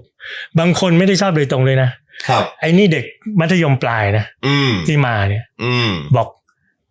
อาจารย์แค่เดี๋ยวขอถ่ายรูปไปฝากแบบน้องชายชอบมากก็น้องชายเธออายุเท่าไหร่13จริงเหรอจริงว้าวจริงๆแล้วเพราะว่าเด็กเนี้ยที่เจ๋งเลยอ่ะอายุ13-14เนี่ยชอบวงพาวเยอะมากแต่มันแปลกนะไม่ได้เรียกว่าแปลกหรอกเพลงมันดีอ่ะมันtimelessอยู่แล้วแต่ว่าทำไมด้วยความที่พี่พิซ่าเป็นอาจารย์ด้วยผมถามไปในตัวคือทำไมเด็กน้องๆหลังๆอ่ะถึงเริ่มมีเทรนด์ในการกลับไปฟังเพลงเก่าๆแล้วดันชอบซะด้วยสิกลุ่มของวงในยุค90น่ะมันถูกเอากลับมาพูดถึงอยู่เรื่อยๆตามสื่ออย่างเช่นเอาง่ายๆก่อนเพลงเธอคงฝันเนี่ยหรือเพลงของวงพาวเนี่ยวันไร้สมองอะไรเงี้ยถูกเอามาใช้ซ้ำโฆษณานี้ไม่รู้กี่เรื่องนะเยอะมากโฆษณาที่เอาไปใช้ประกอบภาพยนตร์พี่ยังจำไม่หมดเลยว่าหนังไทยกี่เรื่องจำได้ไม่หมดอยู่ในหนังฮอลลีวูดOnly God Forgives ใช่อยู่ในซีรีส์ของ HBO อ่ะที่ลิซ่าเล่นป่ะใช่ไวโรตัสไวโรตัสฮะมันถูกเอามาใช้อยู่เรื่อยๆแล้วมันก็จะมีการถามว่าใครรู้จักเพลงนี้วะใครรู้จักเพลงนี้วะอย่างนี้มันเลยไปเข้าถึงกลุ่มเด็กรุ่นใหม่ได้ง่ายมันเลยไปเข้าถึงกลุ่มเด็กรุ่นใหม่ง่ายแล้วก็ทุกครั้งที่อาจจะมีพวก press release ออกไปมีงานเกี่ยวกับวงพาวอะไรเงี้ยลองไปเสิร์ชดูก็ได้พอพิมพ์คำว่าวงพาวไปเจอเนี่ยพาดหัวจะบอกว่าวงในตำนาน ซึ่งถ้าบอกว่าในตำนานเนี่ยมันจริงหรือไม่จริงไม่รู้นะเหมือนกับสัตว์ในตำนาน ใช่ป่ะเป็นอะไรเป็นยูนิคอร์นอ่ะมีจริงมั้ยวะนั่นมันก็ได้ผลอ่ะนั่นแหละมันจึงมีความลึกลับอ่ะคือถ้าบอกว่าระดับตำนานยังเข้าใจได้คือมันคือเลเวลใช่มันเก่งพี่เขาเก่งมากมีอัลบั้มมานี่ไม่รู้กี่ชุดอะไรเงี้ยขายได้แบบว่าเป็นอันนี้ไม่ใช่อันนี้วงในตำนานมันไม่เหมือนกันแต่เอาจริงๆนะว่าพราวอ่ะผมว่าพอมาฟังทุกวันนี้มันก็คือมันไม่ได้เหมือนที่ความตั้งใจที่พี่พิซ่าตั้งใจตั้งแต่แรกอ่ะผมว่าเพลงมัน timeless แล้วจะเป็นน้องๆรุ่นใหม่ๆจะพรีทีนฟังก็ไม่ได้รู้สึกว่ามันก็เกิดผมว่าส่วนหนึ่งนะมันอาจจะเป็นเรื่องของด้วยแพลตฟอร์มทุกวันนี้ด้วยนะเพราะว่าถ้าเกิดเราสังเกตก็คือว่าไม่ว่าจะเป็น IG เป็น TikTok เป็น YouTube หรือ Facebook หรือแม้กระทั่ง Music Streaming นะครับพอเวลาเราฟังเพลงประเภทหนึ่งใช่มันจะจับทันทีว่าเรา interest ประเภทนี้แล้วอัลกอริทึมมันก็จะ offer หรือว่า suggest เพลงท้ายๆเดียวกันใช่โดยที่มันอาจจะไม่ได้สนยุคใช่มันแปลว่าสมมติอยู่ฟังอินดี้ยุคนี้แปลว่า interest อยู่เป็นแบบนี้พราวก็จะไปถูก suggest ให้เราฟัง Monomania มันจะมี suggest พราวเข้าไปด้วยอะไรแบบนั้นใช่มันก็อาจจะเป็นไปได้แล้วก็แต่สุดท้ายพอการ suggest มันถูกไปถึงคนฟังมันก็ขึ้นอยู่กับว่าเพลงนั้นๆมันใช่สำหรับเขาหรือเปล่าถูกต้องแต่พราวดันใช่ไงอันนี้ก็อาจจะเป็นไปได้นี่ไม่แน่ใจแต่ถ้าถามว่าเอาง่ายๆก่อนในซอยบ้านเนี่ยจะมีร้านประจำพี่อยู่ร้านนึงเป็นร้านอะไรฮะเป็นร้านส้มตำอาหารอีสานโอเคที่เราไปกินอยู่บ่อยๆกินตั้งแต่เห็นในลูกชายคนโตมานะเจ้าของร้านชื่อขวัญเดี๋ยวจะแวะไปกินมันเลยไปกินนานแล้ว ลูกชื่อโตโน่ครับไอ้โตโน่เนี่ยตั้งแต่เด็กมันก็เห็นเราตั้งแต่เด็กแล้วลุงพิซซ่ามาโตขึ้นมาเรื่อยๆจนเรากินจนมันโตอยู่มัธยมปลายมันก็ไปบอกแม่มันว่าแม่ลุงพิซซ่าเนี่ยเขาดังมากเลยนะ ซึ่งไม่จริงไอ้บ้าบอกเนี่ยเขาอยู่วงพาวกินมาเป็น40 ปีแล้วมึงไม่เคยรู้จักบอกอ้าว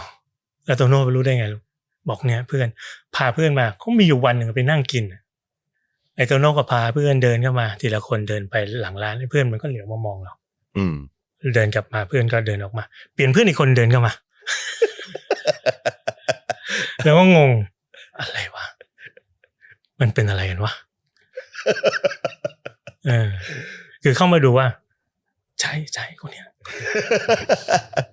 มาดูศิลปินในตำนานดูศิลปินในตำนาน ตัวเป็นตัวจริงอันนี้ตัวจริงเนี่ยพี่ว่ามันมีความเข้าใจอะไรผิด เนี่ยเพราะไอ้คำว่าในตำนานเนี่ยวงดนตรีที่30ปีมีอายุ30ปีแล้วมีอัลบั้มเดียวแล้วดังๆได้มาถึงทุกวันเนี้ยมันยากมีกี่วง30ปีเนี่ยไม่ยากหรอกอัลบั้มเดียวเนี่ยมันยากฉันนั่นน่ะสิมีไหมนอกจากพราวอันนี้ไม่ได้พูดในฐานะของพิซซ่าวงพราวก็ได้ครับพูดในฐานะของคนที่เป็นอยู่ในแวดวงของดนตรีมันมีแหละประเภทแต่ว่า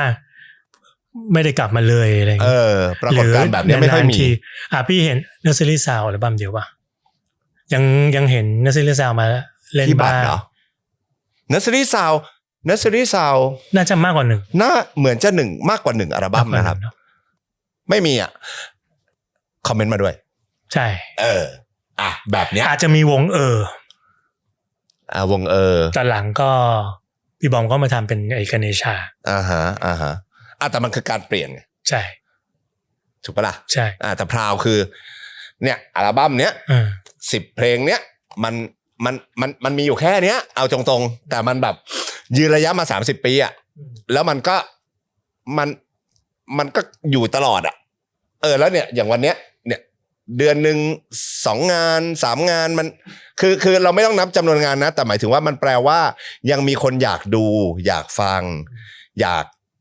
สนุกกับพราวอยู่ครับยังมีแล้วเป็นคนหน้าใหม่ขึ้นเรื่อยๆแล้วมันเป็นแฟนเพลงหน้าใหม่ขึ้นเรื่อยๆเพราะอะไรสมมติสุดท้ายเลยวิเคราะห์พราวฟีโนเมนอนนี้ปรากฏการณ์แบบนี้มันเกิดขึ้นพี่พิซซ่าคิดว่ามันเป็นเพราะอะไรน่าจะเพราะเพลงแต่ที่สุดเนาะก็คนจะอยากมาดูเราหรือเปล่าว่าน่าจะเป็นเพลงของเราเคยได้ยินพี่บอยใจสัมภาษณ์ตอนคอนเสิร์ตใหญ่วงพราวอะไรเงี้ยที่แบบจะมีนักฟังใหม่ๆที่ไม่ใช่คนที่แบบเป็นรุ่นที่เขาฟังเราตอนเราเพิ่งออกอัลบั้มอะไรเงี้ยเยอะก็มีนักข่าวสัมภาษณ์ว่าแบบเพราะอะไรเหมือนกันพี่บอยก็บอกว่าน่าจะเป็นที่เพลงพี่ว่าน่าจะเป็นที่เพลงแหละคือถ้าเพลงมันยังฟังได้อะไรเงี้ยมันก็ยังคงมีคนฟังได้ไปเรื่อยๆแต่คือไม่ใช่ว่าเราไม่ทำเพลงใหม่นะเราทำแต่คนจะไม่รู้จักมันถูกฝังเข้าไปในหน้าเพราะว่าเอาอันแรกก่อนถ้าเกิดพูดถึงในแง่ของประวัติศาสตร์มันถูกฝังไปในประวัติศาสตร์ไปแล้วใช่แต่ว่าพูดถึงเพลงสำหรับคนที่โตทันแล้วเกิดมาแล้วชอบเลยแล้วรู้จักมามันก็ถูกฝังไปในความทรงจำไปเรียบร้อยแต่กับคนรุ่นใหม่ๆผมว่ามันก็โดนเส้นแหละน่าจะแต่พอฟังที่มาแต่ละเพลงแล้วก็แบบ รอเล่นกับพี่พิซซ่าอะไรก็ไม่รู้ แต่ว่าเอาจริงๆนะครับวันนี้แบบผมใช้คำว่าผมแหกอัลบั้มวงพราวได้สนุกมากเลยผมใช้ชื่อนี้ได้เลยได้ไหมแหกอัลบั้มวงพราวนะใช่ครับแหกอัลบั้มวงพราว30ปีครั้งเดียวกับใดที่แบบไม่ใช่คำว่าทางอะไรบ้างและกับใดที่ไม่ใช่คำว่าวงในตำนานเคยไปเป็นสปีกเกอร์อยู่งานหนึ่งครับแล้วก็ถามเหมือนกันถามว่าแบบก็ถามเรื่องแบบmusic industry ในรุ่นพี่เป็นยังไงอะไรเงี้ยปัจจุบันเป็นยังไงอะไรเงี้ยแล้วแบบแล้วไม่แบบยังมีคนฟังวงพราวผมเห็นแบบยังเป็นเด็กๆอะไรอย่างเงี้ยพี่ช่วยอธิบายหน่อยอะไรเงี้ยเขาพูดเรื่องนี้แหละน่าจะมีความเข้าใจผิดเรื่องแบบเป็นวงในตำนานไปแล้วก็แบบหันไปดูข้างหลัง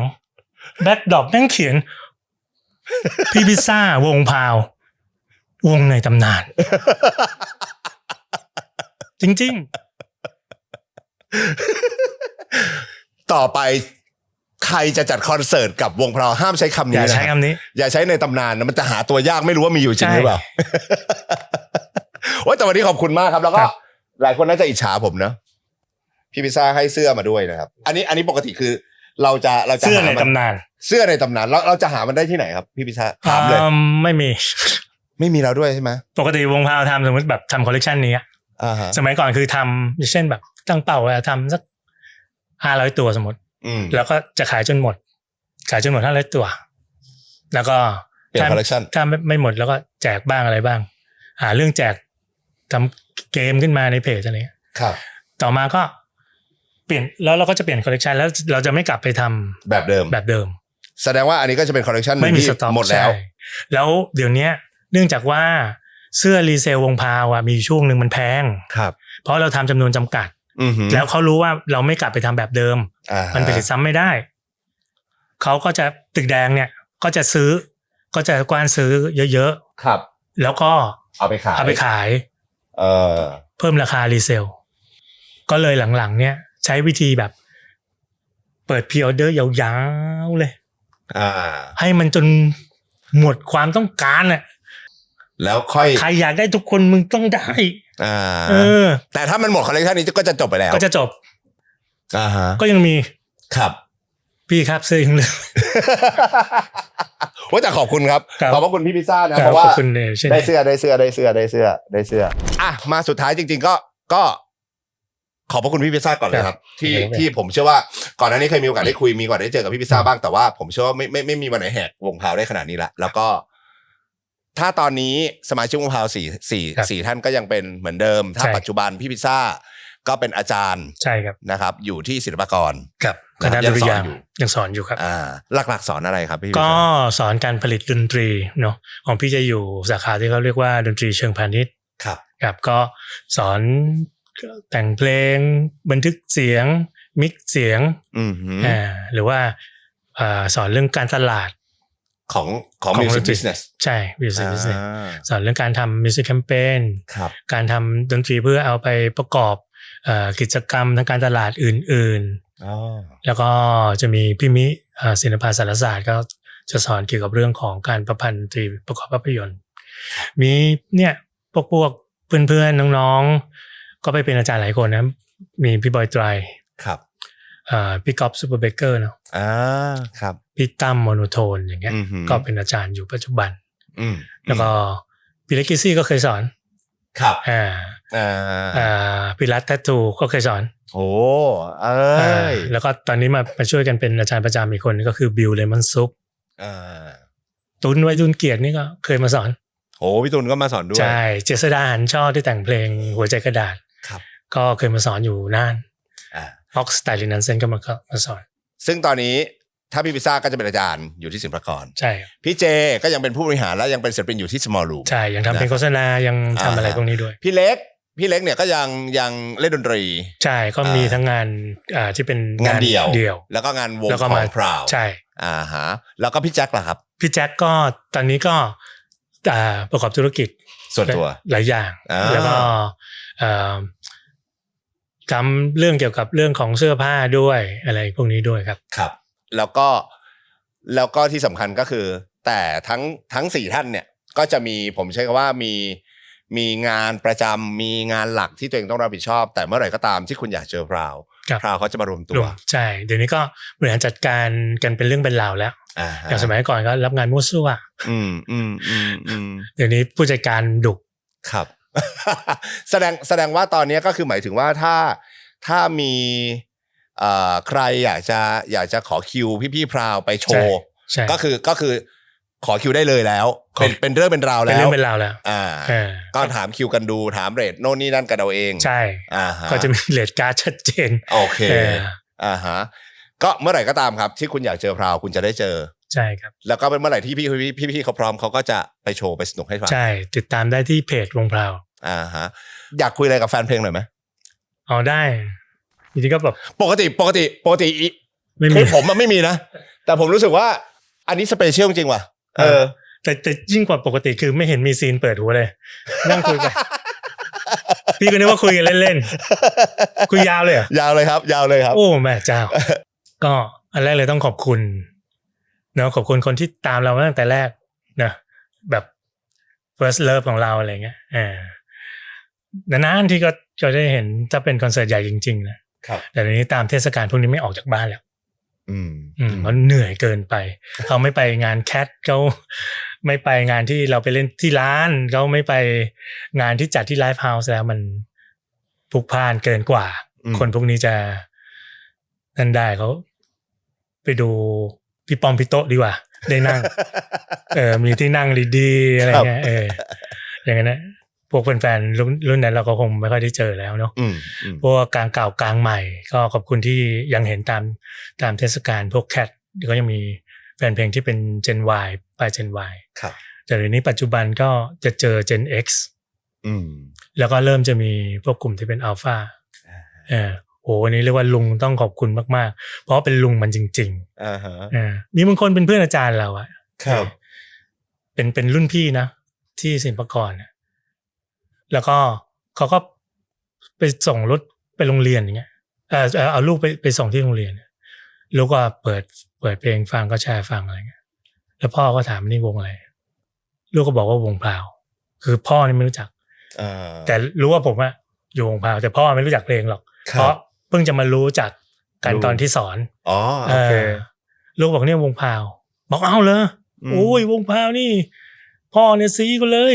นู่นคือโอเคละลุง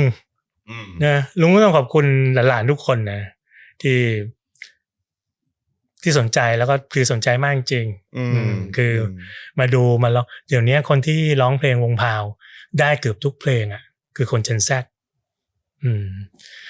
อย่างล่าสุดไปเล่นงานของสถาปนิกสยามก็จะเป็นคนรุ่นเดียวกันเนี่ยครับในยุคสมัยของวงพราวอะไรเงี้ยยังเก่งให้มึง2เพลงแต่พวกสถาปนิกรุ่นใหม่ๆร้องได้ทุกเพลงครับเพื่อนเราบางคนเพื่อนห้องเดียวกันนะร้องไม่ได้สักเพลงแบบงอนมากเลยร้องไม่ได้เธอความฝันมันยังร้องไม่ได้เลยอันนี้ต้องขอบคุณจริงแล้วแบบไม่รู้ว่าอะไรแต่ว่าลุงจะบอกว่าไม่ใช่เพราะว่าเป็นวงในตำนานลูก อย่าเข้าใจอะไรผิดอันนี้ต้องขอบคุณมากๆแล้วก็มันเป็นกำลังใจเราทุกครั้งที่พวกคุณร้องเพลงของวงพราวได้เกือบทุกเพลงสำหรับเราที่มีเป้าหมายอย่างที่เคยเล่าให้เอฟังมันเกินไปแล้วครับแล้ววงพราวเนี่ยมันเป็นสิ่งที่ทำให้เราเปลี่ยนไปแบบไม่เหมือนเดิมอีกเลยแบบที่พี่แก๊ปบอกในรถเปอร์โยของพี่แก๊ปวันนั้นเปอร์โยสีขาววันนั้นมันไม่เหมือนเดิมอีกแล้วหลังจากนั้นผมอยู่กับวงการดนตรีมาโดยตลอดไม่ว่าจะเป็นการทำเพลงโฆษณาทำเพลงประกอบภาพยนตร์ได้มีโอกาสแบบนี้เพราะวงพราวเลยนะมีน้องที่เขาเป็นครีเอทีฟใหม่ๆเขาก็เป็นแฟนวงพราวก็เลยอยากให้เราช่วยแต่งเพลงให้เขาช่วยทำเพลงให้เขาช่วยไปโปรดิวซ์งานให้เขาทุกอย่างมันเริ่มจากวงพราวหมดเลยได้มาสอนหนังสือได้มาพัฒนาหลักสูตรจนเป็นถึงทุกวันนี้ก็ยังได้ชื่อว่าเรายังเล่นดนตรีกับวงที่ชื่อวงพราวอยู่มันเกินกว่าที่แบบเราคิดถึงมัน timeless ในแบบที่เราตั้งใจแต่มันยัง living อยู่ด้วยนั่นแหละขอบคุณครับ